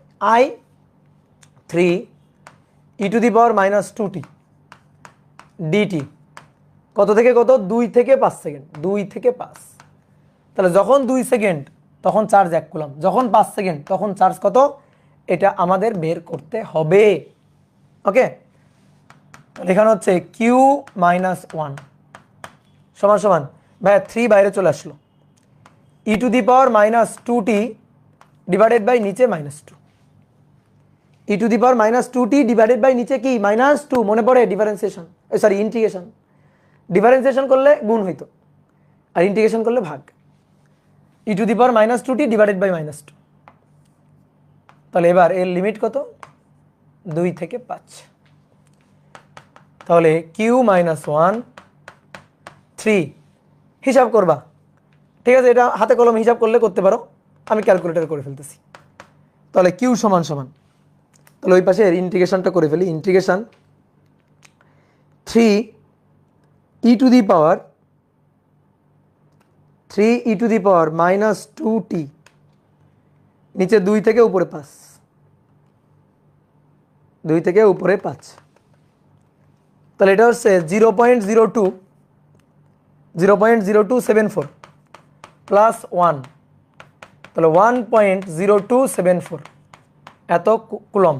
আগেটা কি অ্যাম্পিয়ার লিখছি নাকি? হ্যাঁ কুলম লিখছি, সরি, ক্যালকুলেটারে ধোকা। হ্যাঁ ক্যালকুলেটার কেন ধোকা, ইন্টিগ্রেশন পারি না, এই কেন ইন্টিগ্রেশন পারো না, এই কে ইন্টিগ্রেশন পারে না, কোত্থেকে আসছে? হুসেন আহমেদ, এই তোমার তো আমি মানে ভুলে গেছিলাম, ভালো আছো? হুসেন আহমেদ, ইন্টিগ্রেশন পারি না কে বলছে বলো? হ্যাঁ ইন্টিগ্রেশন পারতে হবে, ইন্টিগ্রেশন ছাড়া জীবন অচল, ইন্টিগ্রেশন ডিফারেন্সিয়েশন ছাড়া জীবন অচল। ইন্টিগ্রেশন ডিফারেন্সিয়েশন হচ্ছে ফিজিক্সের জিনিসপাতি, ম্যাথকে ধার দেওয়া হয়েছে, ম্যাথের তো নিজেদের কিছু নাই, এই কারণে ওদের ধার দেওয়া হয়েছে যে নাও ফিজিক্সের যে কাজটা করা লাগবে, ডিফারেন্সিয়েশন ইন্টিগ্রেশনের যে হিসাব নিকাশগুলো করা লাগবে, ম্যাথে গিয়ে শিখে আসো, যাও শিখবা। এই যে তোমাদের অভিদাতা ইন্টিগ্রেশনের ক্লাস শুরু করছে, তাড়াতাড়ি কোর্সে এনরোল করো, দ্রুত কোর্সে এনরোল করো। আমাদের এসিএস এর জন সিনা, ঠিক আছে, দ্রুত কোর্সে এনরোল করো, কোর্সে এনরোল করে ইন্টিগ্রেশন শিখে আসো, না হলে তোমার ফিজিক্স ক্লাস থেকে কিন্তু বের করে দিব। ইন্টিগ্রেশন না পারলে কিন্তু ফিজিক্স পড়া যাবে না। তাহলে যে বলছো ইন্টিগ্রেশন পারো নাই, সে কানে ধরে গিয়ে তাড়াতাড়ি কোর্সে এনরোল করো। এবার আসো, এবার আমরা একটা নতুন টপিক পড়বো, সেটা হচ্ছে রোধের কালার কোড। রোধের কালার কোড, ঠিক আছে, দেখো রোদ তো তোমরা চিনো, রোদের সিম্বল তো তোমরা জানো, 9-10-এ পড়ে আসছো। এই সিম্বলটা হচ্ছে রোদের সিম্বল। রোদ কি? রোদ হচ্ছে পরিবাহীর এমন একটা ধর্ম যা তড়িৎ প্রবাহকে বাধা প্রদান করে। তো তড়িৎ প্রবাহকে কিভাবে বাধা প্রদান করে, রোদ কিভাবে কাজ করে, রোদ কিভাবে তড়িৎ প্রবাহকে বাধা প্রদান করে, রোদ কি কি বিষয়ের উপর নির্ভর করে, রোদের সূত্রগুলা, এগুলা নিয়ে আমরা আস্তে আস্তে আলোচনা করব। আপাতত আমরা রোদের কালার কোড নামে একটা টপিক পড়তে যাচ্ছি। দেখো রোদগুলো আমরা দুইভাবে তৈরি করতে পারি। যে রোদগুলো আমরা ব্যবহার করি, সচরাচর ব্যবহার করি, বিভিন্ন ইলেকট্রিক্যাল ল্যাবগুলোতে ব্যবহার করা হয়, এরকম দুই ধরনের রোদ আছে। দুই ধরনের রোদ। এক ধরনের রোদ তার পেঁচিয়ে পেঁচিয়ে পেঁচিয়ে পেঁচিয়ে পেঁচিয়ে পেঁচিয়ে, পরিবাহী তার পেঁচিয়ে পেঁচিয়ে তৈরি করা হয়। আর এক ধরনের রোদ আছে যে রোদগুলো হচ্ছে কার্বন রেজিস্টর, খুবই ছোট ছোট রোদ, কার্বন রেজিস্টর। তুমি দেখবা ইলেকট্রনিক যন্ত্রপাতি ভাঙার পরে তুমি কিছু এই টাইপের জিনিস দেখতে পাবা। ইলেকট্রনিক যন্ত্রপাতি ভাঙার পরে দেখো তো, এই চিত্রটা দেখো, বলো এরকম কিছু জিনিসপাতি দেখতে পাও কিনা? তো এই যে জিনিসটা, এটাই হচ্ছে রোদ, রেজিস্টর। কি রেজিস্টর? এগুলারে বলা হয় কার্বন রেজিস্টর বা সেমিকন্ডাক্টর রেজিস্টর। এই রেজিস্টরগুলো তৈরি করা হয় কার্বন দিয়ে। কার্বন দিয়ে এই রেজিস্টরগুলো তৈরি করা হয়। তো আমরা এই রেজিস্টরগুলোর এই যে গায়ে দেখছো কালার দেওয়া আছে, এই কালার দেওয়ার উদ্দেশ্য ডিজাইন করে না যে ভাই ডিজাইন করার জন্য সুন্দর সুন্দর কালারের দাগ দেওয়া হয়েছে, না। এই কালারের উদ্দেশ্যটা হচ্ছে এই কালারের মাধ্যমে আমরা রোধের মানটাকে প্রকাশ করি। এই রোধগুলা এত ছোট, এই রোধগুলা ধরো এত ছোট, এগুলা ধরো ল্যাবে যখন আমরা ব্যবহার করব তখন আমি ধরবো, তুমি ধরবা, তো হাতের ঘষায় মনে করো মানে এই রোধগুলার মান কত, ধরো একটার মান হচ্ছে 1000 কিলো ওহম, এটা লেখা আছে, ঠিক আছে, এটা ওইটার গায়ে, ওই ছোট্ট যে রোধটা তার গায়ে লেখা আছে। এখন মনে করো এত ছোট জায়গা, ওখানে এই মানটা লেখাই প্রথমে হচ্ছে কষ্টকর। তারপরে মনে করো হাতের ঘষায় কোনোভাবে ধরে একটা শূন্য মুছে গেছে, তো যখন একটা শূন্য মুছে যাবে তখন আমি দেখবো হচ্ছে 1000 কিলো ওহম, মানে দেখবো হচ্ছে 100 কিলো ওহম, কিন্তু বাস্তবে তার মানটা কত? 1000 কিলো ওহম। তো আমি যখন ব্যবহার করব তখন কিন্তু আমি 100 ওহম হিসাবে ব্যবহার করতেছি, 100 কিলো ওহম হিসাবে ব্যবহার করতেছি, কিন্তু বাস্তবে মানটা 1000 কিলো ওহম।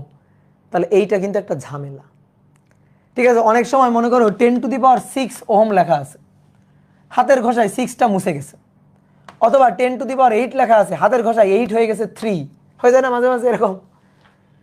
তো তখন তো ঝামেলা।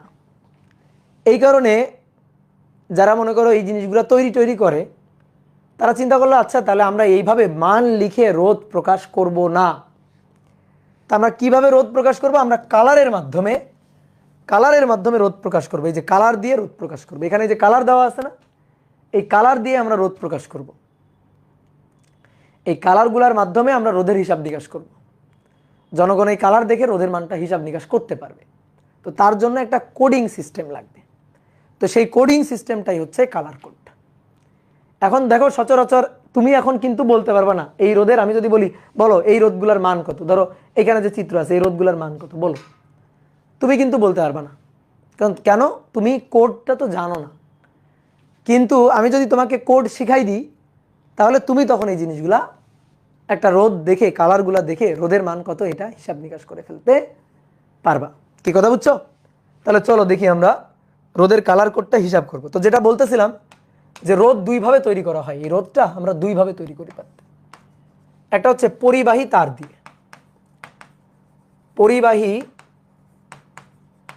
দিয়ে, তার পেঁচিয়ে রোধ তৈরি করা হয়, তার পেঁচিয়ে, ঠিক আছে, তার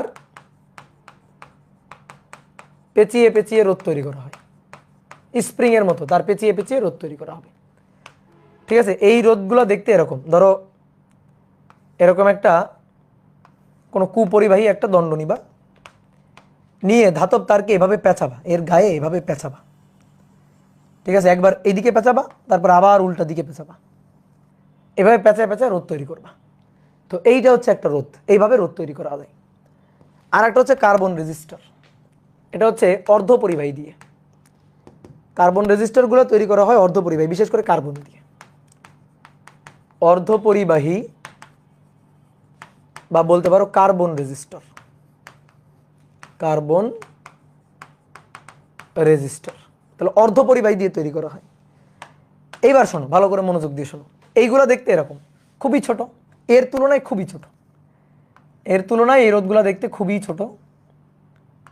এরকম দুইটা তার বের করা থাকে, আর এর গায়ে এরকম কালার দেওয়া থাকে, এর গায়ে এরকম বিভিন্ন ধরনের কালার দেওয়া থাকে, বিশেষ করে 4টা কালার দেওয়া থাকে, বিশেষ করে এরকম 4টা কালার দেওয়া থাকে।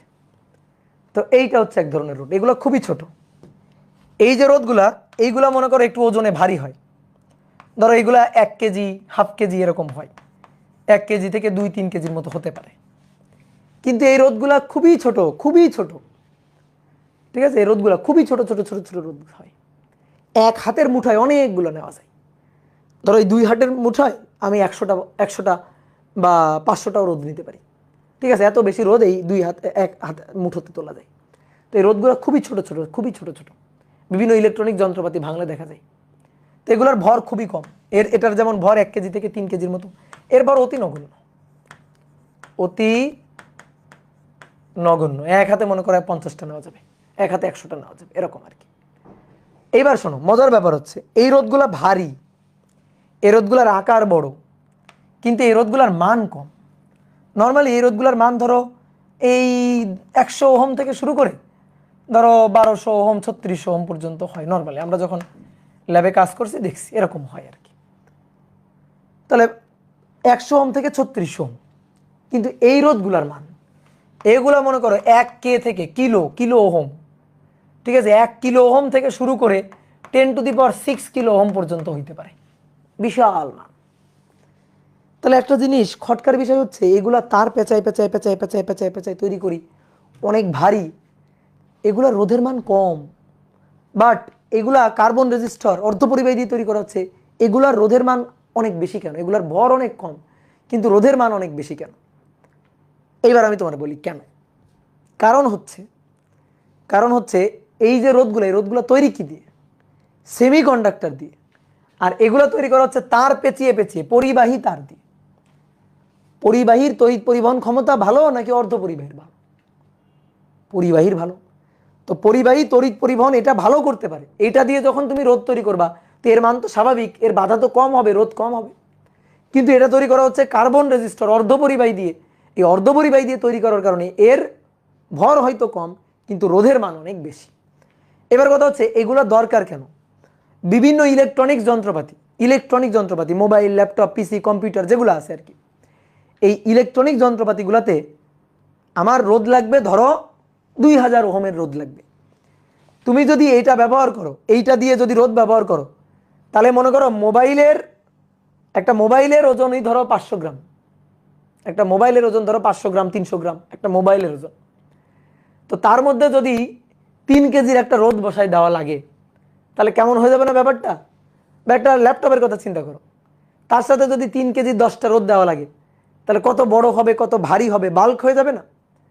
তো এই কারণে আমরা কি করব, আমরা যে সকল কাজে রোধের মান লাগবে হয়তো বেশি, কিন্তু আমি যে ইকুইপমেন্টে রোধটা ব্যবহার করব তার সাইজটা ছোট, তার ভরটা কম হইতে হবে, তাহলে তখন আমরা এই রোধটা বেশি ব্যবহার করব। এগুলো নর্মালি ল্যাবে কাজে ব্যবহার করা হয়। তোমরা যখন ইলেকট্রিক্যাল ইঞ্জিনিয়ারিং পড়বে দেখবা ল্যাবগুলোতে এটা থাকে, আর ইলেকট্রনিক ল্যাবগুলোতে এটা থাকে। ইলেকট্রিক্যালের যে প্রথম সেমিস্টারে যে ল্যাবটা করা হয়, সেই ল্যাবে এই রোধগুলো দিয়ে ওহমের সূত্র, তারপরে কারশফের সূত্র, এইগুলো আমাদের এক্সপেরিমেন্ট করা লাগে এই রোধগুলো ব্যবহার করে। আর যখন এর পরবর্তীতে আমরা ইলেকট্রনিক্স ল্যাবে যাই, ইলেকট্রনিক্স হিসাব নিকাশ দেখি, ইলেকট্রনিকের কোর্স করি, তখন আমাদের এই রোধগুলো নিয়ে ল্যাব করা লাগে, ল্যাবের হিসাব নিকাশ করা লাগে। কি কথা বুঝছো? তাহলে 2 ধরনের রোধই দরকার। এবার আমি তোমার রোধের একটু চিত্র দেখাই, ঠিক আছে? একটু চিত্র দেখাই। ল্যাব রেজিস্ট্যান্স,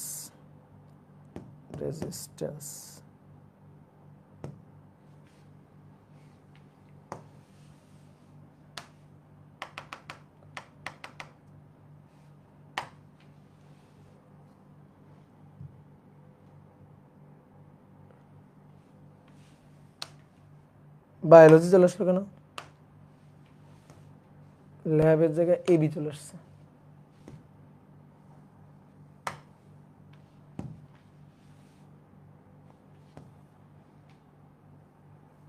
এই যে দেখো, এই হচ্ছে এক একটা রোধ। দেখো এর ভিতরে তার পেছনে আছে, এটাকে বলা হয় রিওস্ট্যাট, ঠিক আছে, পরিবর্তনশীল রোধ এটা। তারপরে এই যে যেটা খুঁজতেছিলাম, এই যে এই দেখো তার পেঁচায় পেঁচায় তৈরি করা হয়।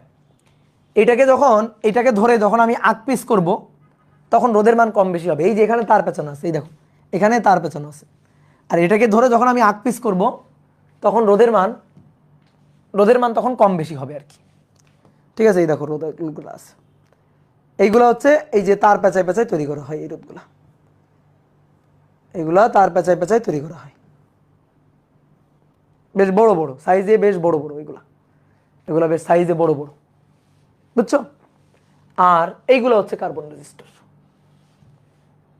এই যে এইগুলো হচ্ছে কার্বন রেজিস্টার, এগুলা ছোট ছোট, এই খুবই ছোট, ঠিক আছে। এই যে এগুলো সব কার্বন রেজিস্টার, এগুলো হচ্ছে খুবই ছোট আকারে, খুবই ছোট। তাহলে এই দুই ধরনের রেজিস্টার, তাহলে কোনটা কোন কাজে লাগে বোঝা গেছে, ক্লিয়ার। এইবার আসো আমরা এইটা নিয়ে হিসাব নিকাশ করব, যে আমরা এই কালার দেখে রোধের মানটা হিসাব করতে চাই। তো কালার দেখে রোধের মানটা হিসাব করার জন্য, ঠিক আছে, আমরা 4th ব্যান্ড কালার কোড পড়বো, মানে চার বর্ণ কালার কোড, ঠিক আছে, 4 বর্ণ কালার কোড। দেখো 4th band, 5th band, 6th band colour code হয়, তো আমরা 4th ব্যান্ড পড়বো, 4th band colour code, 4th band colour code, এটা আমরা দেখব, 4 বর্ণের কালার কোড।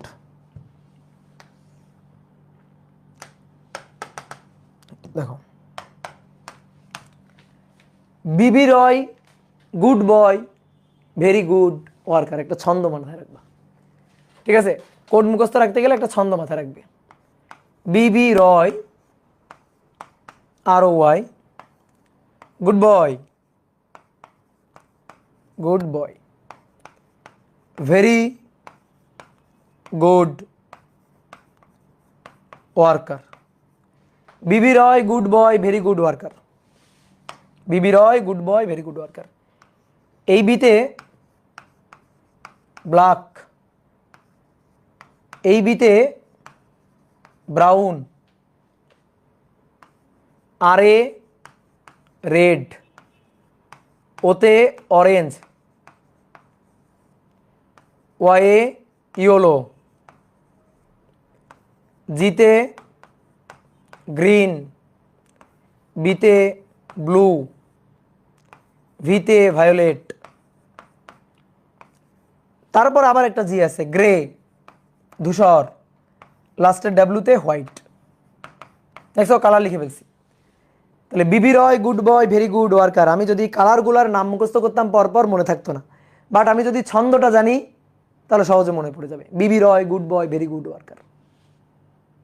ওকে, এইবার আসো কালার, কোন বর্ণের কালার কোড কত? 0 দিয়ে শুরু করো, 0 কোড, 0 1 2 3 4 5 6 7 8 9 কালার কোড। কোন বর্ণের কোড কত? 0 দিয়ে শুরু করো, পরপর লিখে রাখো। এইবার তুমি আমার জিজ্ঞেস করো কোন বর্ণের কোড কত, আমি বলে দিব। তাহলে আমার কি মুখস্থ করা লাগলো না, ছন্দ দিয়ে আমি কোড বের করে নিলাম। যেমন তুমি যদি আমাকে এখন জিজ্ঞেস করো ব্লু কালার কোড কত, 6, গ্রিন কত, 5, রেড কত, 2, ব্রাউন বাদামি 1, ব্ল্যাক 0, হোয়াইট 9, গ্রে ধূসর 8, ভায়োলেট 7, আমি কিন্তু বলে দিতে পারবো। তাহলে এই গেল হচ্ছে কোন কালারের কোড কত, কোড নম্বর কত।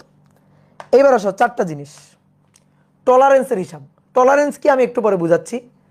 আরও 4টা কালার কোডের পার্সেন্টেজ মাথায় রাখতে হবে। সেটা হচ্ছে লাল, লালের টলারেন্স হচ্ছে +-2%। টলারেন্সকে আমি বুঝাচ্ছি, তুমি লিখো, আমি বুঝাই দিচ্ছি। সোনালি, সোনালি হচ্ছে +-5%। সিলভার মানে রূপালি, রূপালি হচ্ছে +-20%, সরি +-10%। আর বর্ণহীন কোনো কালার নেই, কালারলেস প্লাস মাইনাস 20%। এই যে কোন বর্ণের টলারেন্স কত, এগুলো হচ্ছে চারটা হচ্ছে টলারেন্স। এই চারটা মেইনলি ব্যবহার করা হয় কিসের জন্য? টলারেন্সের জন্য। টলারেন্স। তো আসো দেখাচ্ছি আমি টলারেন্স কি জিনিস দেখাচ্ছি। এবার আসো রোধের মান হিসাব করব কেমনে। তোমাকে সুন্দর করে একটা রোধের চারটা বর্ণের কি কি কোড আছে দেওয়া থাকবে। একটা রোধের চারটা বর্ণের মানে চারটা কালার কি আছে সেটা তুমি চোখে দেখতে পারবা। তো এটা হচ্ছে প্রথম কোড, প্রথম কালার কোড, 1 নম্বরটা, 2 নম্বরটা, এটা 3 নম্বরটা, লাস্টেরটা 4 নম্বরটা। 4 নম্বরটা দেখবে একটু দূরে থাকবে, একটু দূরে থাকবে। এই তিনটা একসাথে থাকবে, 4 নম্বরটা একটু দূরে থাকবে। তো এটা প্রথম কোড। এটা দ্বিতীয় কালার, এটা তৃতীয়। এই তৃতীয় কোডটাকে গুণক বলে, এই তৃতীয় কোডটাকে গুণক বলে। এটা চতুর্থ, এই চতুর্থটা হচ্ছে টলারেন্স। এই চতুর্থটা কি? চতুর্থটা হচ্ছে টলারেন্স। প্রথম কোড, দ্বিতীয় কোড, তৃতীয় কোড, চতুর্থ কোড। তো তৃতীয়টার নাম গুণক আর চতুর্থটার নাম হচ্ছে টলারেন্স। এই চারটা ব্যবহার করা হয় টলারেন্স অর্থাৎ চতুর্থ কোড হিসাবে, চতুর্থ কালার কোড হিসাবে এটা ব্যবহার করা হয়। এবার আসলে আমরা রোধের মান হিসাব করতে চাই, খুবই সহজ। রোধের মান আর, সূত্র হচ্ছে প্রথম বর্ণের কালার কোড বসাবা, দ্বিতীয় বর্ণের কালার কোড বসাবা, গুণ 10 টু দি পাওয়ার তৃতীয় বর্ণের colour code বসাবা, 10 two the power তৃতীয়। এই কারণে তৃতীয়টাকে বলা হয়েছে গুণক, পাওয়ারে যাবে এই কারণে গুণক, 10 টু দি পাওয়ার তৃতীয়। তারপরে বসাবা plus minus tolerance, plus minus tolerance. কি কথা বুঝছো? এটা হচ্ছে সূত্র। তাহলে এই সূত্রটা মাথায় রাখবা। এটা হচ্ছে কোড, কোডিং সিস্টেমে রোধের কালার কোডের মাধ্যমে কোনো একটা রোধের মান হিসাব করার সূত্র এটা। এখন একটা উদাহরণ দিলে পানির মতো ক্লিয়ার হয়ে যাবে তোমার কাছে। একটা উদাহরণ দিলে খুব সহজে ক্লিয়ার হয়ে যাবে। তাহলে আসো আমরা উদাহরণটা এই পৃষ্ঠায় দেখি, এই পৃষ্ঠায় একটা উদাহরণ দেখি। উদাহরণ, একটা একটা রোধ তোমাকে দিয়ে দিছে, দিয়ে তার চারটা কালার দিয়ে দিচ্ছে। যে রোধের চারটা কালার এই এই হচ্ছে রোধটা। এই রোধের চারটা কালার। ধরো প্রথম কালারটা হচ্ছে হলুদ, প্রথম কালারটা, আচ্ছা হলুদ না দি, প্রথম কালারটা হচ্ছে ধরো ব্লু। এই যে প্রথম কালারটা ব্লু। তারপরেরটা হচ্ছে গ্রিন, গ্রিন সবুজ। তারপরেরটা ধরো লাল, এবং তারপরেরটা সোনালী, সোনালী থাকবে দূরে। এই যে এটা ধরো সোনালী। এই দেখো চারটা কোড এখানে দেওয়া হয়েছে। তাহলে প্রথমটা কি? প্রথমটা হচ্ছে ব্লু, তারপরেরটা হচ্ছে সবুজ, সবুজ এই সবুজটা দিই, এই যে সবুজ। তারপর হচ্ছে লাল, তারপরে হচ্ছে সরি হলুদ না সোনালী। তাহলে এখান থেকে রোধের মানটা বের করতে হবে। তো দেখো তোমার তো অনেক সময় চিত্র আঁকা থাকবে না, তোমার বাংলায় লেখা থাকবে যে কালার কোড দেওয়া আছে, রোধের মান বের করো। তো এই কারণে আমি একটু লিখতেছি। তাহলে প্রথমটা নীল, তারপরে সবুজ, তারপরে লাল, এবং তারপরে সোনালী, তারপরে সোনালী। তাহলে এখন আসো নীল, নীলের কালার কোড দেখো ব্লু 6, সবুজের, সবুজের হচ্ছে 5, লালের 2, সোনালী প্লাস মাইনাস 5%। এবার তাহলে রোধ আর এর মান দেখো, সূত্রটা দেখো ভালো করে, প্রথম কোড দ্বিতীয় কোড। তাহলে প্রথম হচ্ছে 6, তারপরে কত 5, তাহলে বলো তো 5 ছক কত? 6 তারপরে 5, 5 ছক কত? গুণ করে বলো, কই কই কই? তাহলে 5 ছক 30 না, আজকে থেকে 5 6 65, আজকে থেকে 5 6 65, 30 না, গুণ না, আমি বলছি গুণ। প্রথম কোড বসে যাবে, কমা পরপর দ্বিতীয় কোড বসে যাবে, কোনো গুণ টুন হবে না। তাহলে 6 5 মানে 65, 6 5 মানে 6 গুণ 5 না, মাথায় রাখো, গুণ করবা না কিন্তু, খবরদার গুণ করবা না।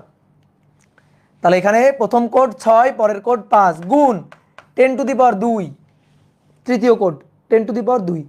এবার প্লাস মাইনাস টলারেন্স। টলারেন্স জিনিসটা কি? তুমি দেখবা ম্যাচের বক্স কেনার পরে ম্যাচ বক্সের গায়ে লেখা থাকে 60 +-2, দেখবা এটা লেখা থাকে। মানে কি? মানে হচ্ছে ম্যাচের কাঠি থাকার কথা 60টা, ম্যাচ বক্সে ম্যাচের কাঠি থাকার কথা 60টা, দুটো কমও থাকতে পারে, দুটো বেশিও থাকতে পারে, এইটা নিয়ে তোমার অভিযোগ করা যাবে না, কান্নাকাটি করা যাবে না, এটা ভুল। দুইটা বেশিও থাকতে পারে, দুইটা কমও থাকতে পারে, ঠিক আছে, গোনাতে ভুল হতে পারে। তো এই কারণে 60 +-2, দুইটা বেশি 62টাও থাকতে পারে, 61টাও থাকতে পারে, আবার 59টাও থাকতে পারে, 58টাও থাকতে পারে, এটাই হচ্ছে কথা।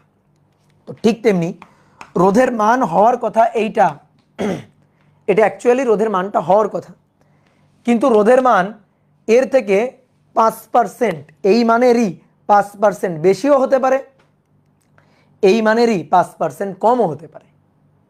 বোঝা গেছে? তাহলে প্লাস মাইনাস টলারেন্স 5%, অর্থাৎ 65 × 10⁻², এত এর 5%, এই হচ্ছে রোধের মান হিসাব করার সূত্র। তাহলে ভাই 65 × 10⁻² মানে 6500, আর 6500 এর 5% মানে 6500 গুণ 5/100, তাহলে 325।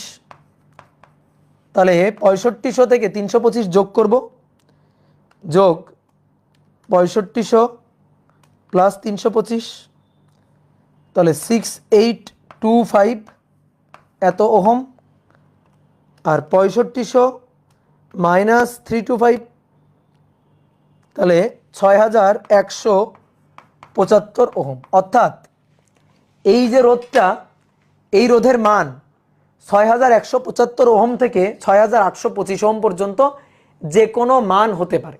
তাহলে এই রোধের রেঞ্জ হচ্ছে এইটা, ঠিক আছে, এটা হচ্ছে মিনিমাম মান, এটা হচ্ছে মিনিমাম মান, আর এইটা হচ্ছে রোধটার ম্যাক্সিমাম মান, মিনিমাম আর ম্যাক্সিমাম মান। কি ক্লিয়ার? এটা মিনিমাম মান আর এটা হচ্ছে ম্যাক্সিমাম মান। রেট্টো +2, শুধু +-2 না, না, এই যে রেট 2, আর এটা টলারেন্স হিসাবে থাকলে 2%, ±2%, বুঝছো? গুণক হিসাবে থাকলে, যদি তৃতীয় কোড হিসাবে থাকে তাহলে এটা, আর যদি চতুর্থ কোড হিসাবে থাকে তাহলে একমাত্র টলারেন্স। টলারেন্স, ঠিক আছে, টলারেন্স কখনো এগুলা হবে না। টলারেন্স হচ্ছে এই চারটা। ওকে, বুঝছো? টলারেন্স হচ্ছে এই চারটা। হ্যাঁ, তাহলে এইবার দেখি তোমরা কেমন কয়েকটা রোধের মান হিসাব করতে পারো, দেখি। তাহলে চলো দেখি, প্রথমে আসো 1 নম্বর। 1 নম্বর বলা হচ্ছে, অনেকের একটা প্রশ্ন হচ্ছে, ভাই ধরেন পরপর এরকম বলে দেওয়া আছে, একটি রোধের গায়ে, একটি রোধের গায়ে, একটি রোধের গায়ে কমলা, কালো, সবুজ ও রূপালী দাগ দেওয়া আছে,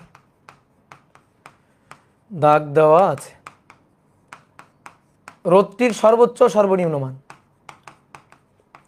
রোধটির সর্বোচ্চ ও সর্বনিম্ন মান কত বের করো। রোধের সর্বোচ্চ আর সর্বনিম্ন মান। তো অনেকের প্রশ্ন হচ্ছে, ভাই প্রথম কালার কোনটা বুঝবো কেমনে? লাস্টের কালারটা হবে, 4 নম্বর কালারটা হবে টলারেন্স, আর টলারেন্সের জন্য ফিক্সড বলাই আছে, সোনালী, রূপালী, বর্ণহীন। বর্ণহীন হলে 3টা কালার থাকবে, লাস্টেরটা বর্ণহীন। 3টা কালার উল্লেখ থাকলে বুঝে যাব লাস্টেরটার কোনো কালার নেই। তাহলে সোনালী, রূপালী, বর্ণহীন অথবা লাল থাকবে লাস্টে। ঠিক আছে, কথা কি বুঝছো? সোনালী, রূপালী, বর্ণহীন অথবা লাল থাকবে লাস্টে। তাহলে দেখো তো রূপালী আছে কিনা, এই তো, তাহলে এটাই লাস্টেরটা। তাহলে ফার্স্টের কোনটা? কমলা, এটা হচ্ছে প্রথম। কি কথা বুঝছো? ফার্স্টেরটা হচ্ছে কমলা, এটা হচ্ছে প্রথম। তাহলে রোধটা দেওয়া আছে,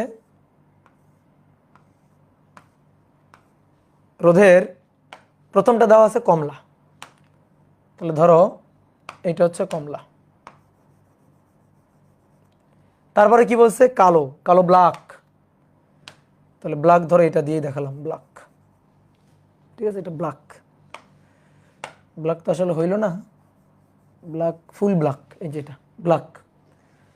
তারপরে কি, তারপরে হচ্ছে সবুজ, গ্রিন, এবং লাস্টেরটা হচ্ছে রূপালি। রূপালি সিলভার কালার, কই, এই যে এটা দিয়ে দিই সিলভার কালার, এই যে এটা হচ্ছে রূপালি, একটু রূপা রূপা কালার, তাই না? তাহলে এবার আসো, প্রথম হচ্ছে কমলা, বি বি রয়, আর ও ওয়াই। তাহলে ও, অরেঞ্জ, কমলা, বি বি আর ও, 4 নম্বরে আছে। তাহলে কালার কোড কত, 4 না 3, কারণ শুরু হচ্ছে শূন্য দিয়ে, এটা মাথায় রাখবা, ঠিক আছে? সবসময় তো তুমি এটা এটা লিখে বসে থাকবে না, তাই না? এটা লিখে বসে থাকবে না, তো কর গুনে গুনে বলতে হবে। তাহলে বি বি রয়, আর ও ও, 4 নম্বর। তাহলে 4 নম্বরে আছে, 4 নম্বরে আছে। তাহলে 0 দিয়ে শুরু হলে 0 1 2 3, তাহলে 3 হচ্ছে কমলা, অরেঞ্জ, দেখো এই যে 3। কি কথা বুঝছো? তাহলে কালার কোড কত, 3। তাহলে এটার প্রথমটার হচ্ছে 3, প্রথমটার কোড 3। তারপরে ব্ল্যাকের হচ্ছে 0, গ্রিনের হচ্ছে 6, তাই না? গ্রিন কত, 6 না? গ্রিন গ্রিন সরি গ্রিন 5, 6 তো ব্লু, গ্রিন হচ্ছে 5। আর আর হচ্ছে রূপালি, রূপালি হচ্ছে +-10%। তাহলে রোধের মান আর, তাহলে প্রথম কোড, দ্বিতীয় কোড গুণ 10⁻³ +- রেঞ্জ। তাহলে প্রথম কোড 3, দ্বিতীয় কোড 0 30 গুণ 10⁻³ কোড 5 +- টলারেন্স, ঠিক আছে? প্লাস কি, টলারেন্স। টলারেন্স কত, 10%। কার, 30 গুণ 10⁵, এত এর 10%। ওকে, তাহলে আসো দেখি কত হয়। তাহলে 30 3 গুণ 0, অনেকে আহাম্মক করবে, 3 গুণ 0 মানে 0 বসা দিবে। এই আহাম্মকিগুলা কিন্তু করা যাবে না। এরা এই কাজগুলো যারা করবে তারা কিন্তু একেবারে নিম্ন স্তরের আহাম্মক। এত প্লাস মাইনাস, তাহলে 30 গুণ 10⁵ +- 30 এক্সপোনেনশিয়াল ফাংশন 5 গুণ 10/100। তাহলে ভাই কত হবে, +- 30-এর পরে 1 2 3 4, 4টা শূন্য, ঠিক আছে? 30-এর পরে 1 2 3 4, 4টা শূন্য, 1 2 3 4। তাহলে 30 এক্সপোনেনশিয়াল ফাংশন 5 +30 1 2 3 4। তাহলে একটা হচ্ছে ম্যাক্সিমাম মানটা হচ্ছে 3300,000 এত ওহম, এটা হচ্ছে ম্যাক্সিমাম, এটা হচ্ছে আর ম্যাক্সিমাম। আর মিনিমামটা হচ্ছে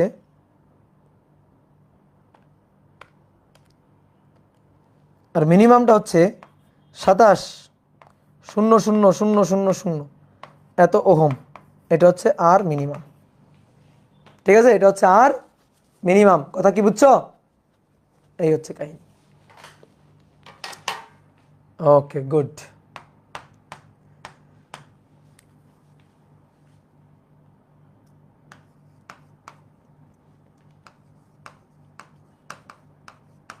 একটি রোধের গায়ে সবুজ, বাদামি ও লাল দাগ দেওয়া আছে, দাগ দেওয়া আছে। রোধ কত, রোধ কত বের করো। বলো কয়টা কালার দেওয়া আছে, বলো কয়টা কালার দেওয়া আছে? 3টা কালার। তাহলে লাস্টেরটা কি, বর্ণহীন।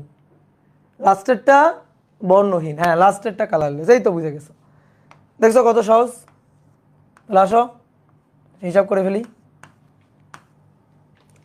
তাহলে কি বলা হচ্ছে, একটা রোদের গায়ে প্রথমে কি, সবুজ, সবুজ, তারপরে বাদামি, বাদামি কেমনে দিব,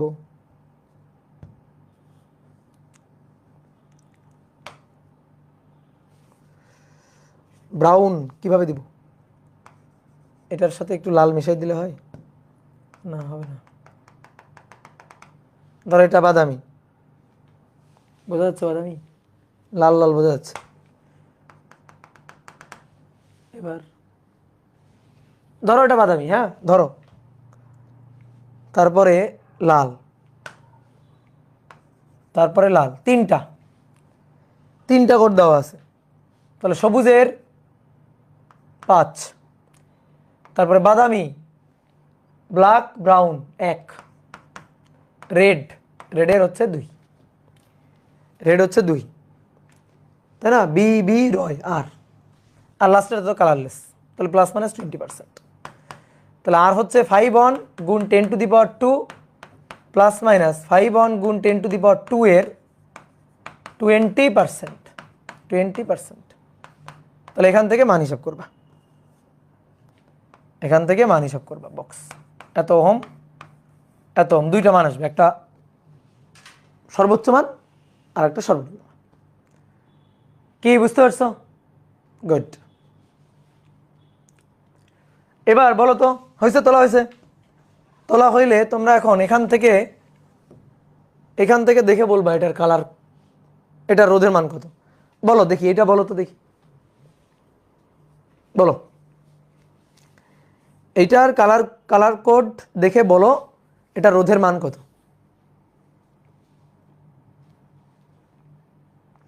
প্রথমটা কি? বাদামি, তারপরে সবুজ, তারপরে লাল। এই দেখো বড় করি, এই যে দেখো। তাহলে প্রথমে বাদামি, তারপরে সবুজ, তারপরে লাল, তারপরে হচ্ছে সোনালি।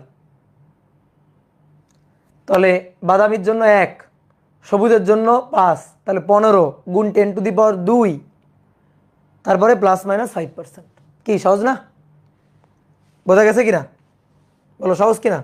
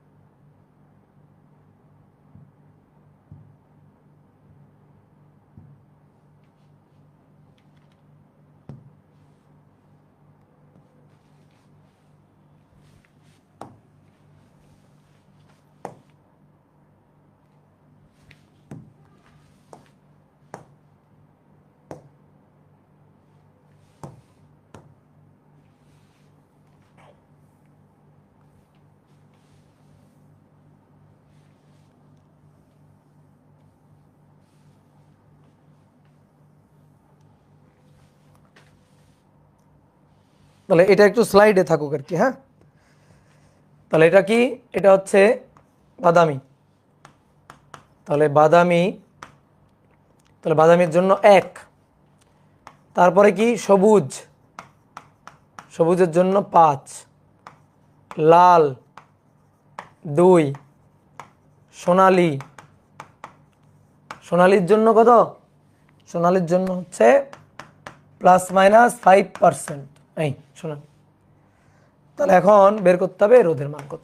আর তাহলে 1/5 গুণ 10⁻² প্লাস মাইনাস 15 গুণ 10⁻² এর 5%, 5% দিয়ে এখান থেকে মান হিসাব করবে, একটা সর্বোচ্চ মান আর একটা সর্বনিম্ন মান। কি কথা বোঝা গেছে? তাহলে কিভাবে হিসাব করতে হয়? তাহলে এই হচ্ছে কাহিনী। কি ক্লিয়ার? তাহলে খুবই সহজ, জাস্ট খালি কোডগুলো মাথায় রাখতে হবে, কোন কালারের কোড কোন কত এইটা খালি মাথায় রাখতে হবে, তাহলে তোমার আর কেউ আটকে রাখতে পারবে না। আর কোডটা মনে রাখার জন্য সূত্র হচ্ছে B B ROY good boy very good worker, code মনে রাখার সিস্টেম হচ্ছে এটা।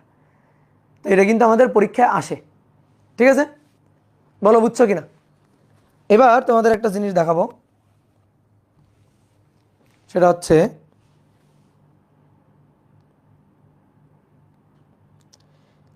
অ্যাপে তোমাদের একটা জিনিস দেখাবো, সেটা হচ্ছে অ্যাপে। দাও, এই রোদের কালার কোডগুলো অ্যাপের মাধ্যমেও তোমরা দেখতে পারো ফোনে।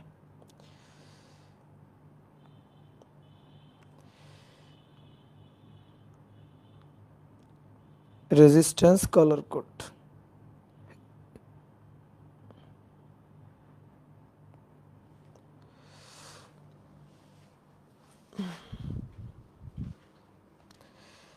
তাহলে তোলো সবাই, তোলো যেটা আছে বোর্ডে তোলো, দেখি আমি একটু বের করে নিই।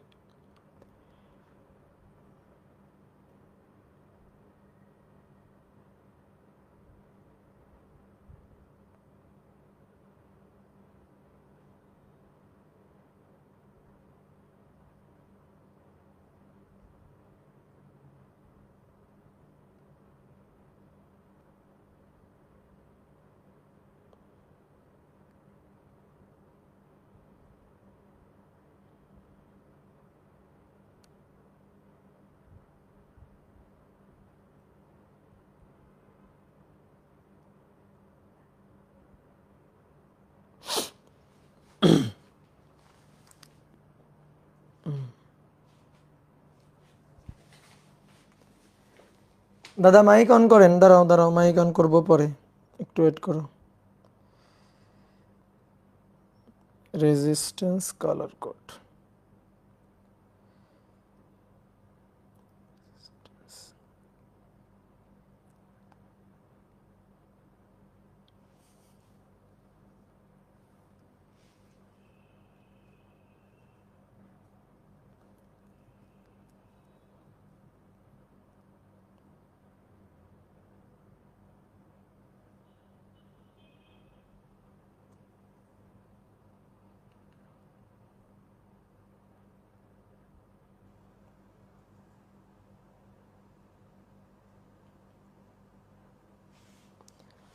তোমরা অ্যাপ স্টোরে গিয়ে দেখবা রেজিস্ট্যান্স কালার ক্যালকুলেটর বা রেজিস্ট্যান্স কালার কোড লিখে সার্চ দিবা। সার্চ দিলে লিখবা, সার্চ দিয়ে তারপরে দেখবা যে এরকম একটা আসবে, ব্যান্ড 2 ব্যান্ড 4, এই যে দেখো, দেখতে পাচ্ছ? এই দেখো এখানে আসছে, বলো দেখতে পাচ্ছ কিনা? হ্যাঁ। এবার এখানে দেখো, প্রথমে ব্যান্ড 1 ব্যান্ড 2, তারপরে মাল্টিপ্লায়ার মানে গুণক আর টলারেন্স, তো এটা তুমি বসাবা। তো এখন দেখো আমরা প্রথমে দেখতেছি বাদামি, তাহলে বাদামি ব্ল্যাক ব্রাউন, এই যে ব্রাউন বসালাম। তারপরে পরের ব্যান্ডে হচ্ছে সবুজ, তাহলে সবুজ 5 দিলাম। তারপরে মাল্টিপ্লায়ার হচ্ছে রেড, তাহলে রেড দিলাম। দেন টলারেন্স হচ্ছে সোনালি, ±5% সোনালি দিয়ে দিলাম। তাহলে দেখো রোডের মান আসছে 1.5 কিলো ওহম, ±5%, দেখো রোদের মান চলে আসছে, দেখছো?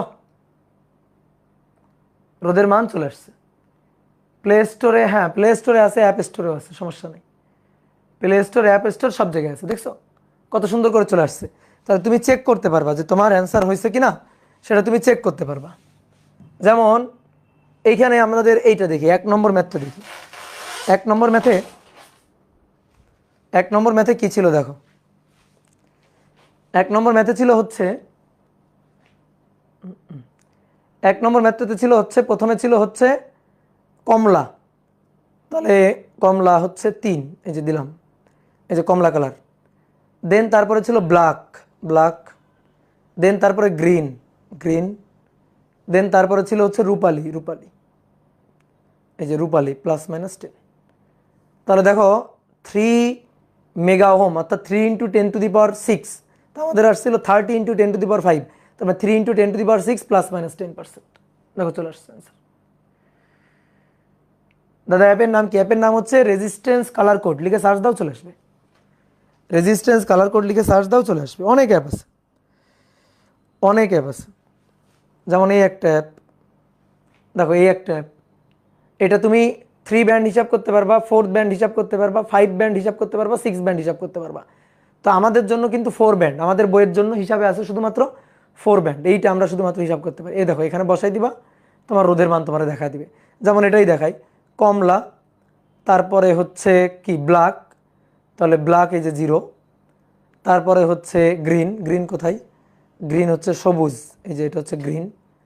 তারপর হচ্ছে টলারেন্স, টলারেন্স হচ্ছে এই যে লাস্টে, ঠিক আছে একই রকম। ওই দেখো 3000 কিলো ওহম প্লাস মাইনাস দেখাই দিছে, যে 3000 কিলো ওহম প্লাস মাইনাস 10%। তো এগুলো আমরা ল্যাবে, এগুলো আমরা ল্যাবে যখন কাজ করতাম, ধরো আমরা যখন রুয়েটে পড়তাম, আমি যখন রুয়েটে পড়তাম, যখন রুয়েটে পড়তাম তখন ইলেকট্রনিক ল্যাবে ধরো 12-14টা রেজিস্ট্যান্সের হিসাব নিকাশ একসাথে করা লাগতো। তো তখন এইভাবে এক একটা কালার দেখে দেখে কোড বসায় বসায় ক্যালকুলেশন করে হিসাব নিকাশ করা তো খুব টাফ ব্যাপার ছিল, সময় নষ্ট হইতো আর কি। তা আমরা তাড়াতাড়ি কী করতাম, ফোন বের করতাম, ফোন বের করে পরপর পরপর কালারগুলো বসাই দিতাম, দিয়ে তাড়াতাড়ি তাড়াতাড়ি করে এক একটার মান কত সেটা কিন্তু বের করে ফেলতে পারতাম। কি কথা বুঝছো? তাহলে এই হচ্ছে কাহিনী। এক্সামে কি এটাই করব? তাহলে এক্সামে এটা করা যাবে না, এক্সামে তুমি ফোন নিতে পারবে না, এক্সামে তোমার কোড জেনে কোড মুখস্থ রেখে তারপরে করতে হবে, আর মুখস্থ রাখার সিস্টেম কিন্তু আমি শিখাই দিছি। ওকে, তাহলে আজকের ক্লাস এই পর্যন্ত। আজকে প্রথম ক্লাস আমি কিন্তু খুব সামান্য পড়ালাম, নেক্সট ক্লাস কিন্তু 2 ঘন্টার উপরে হবে, ঠিক আছে? নেক্সট ক্লাস 2 ঘন্টার উপরে হবে। তাহলে সবাইকে শুভেচ্ছা, সবাইকে গুড নাইট, টাটা।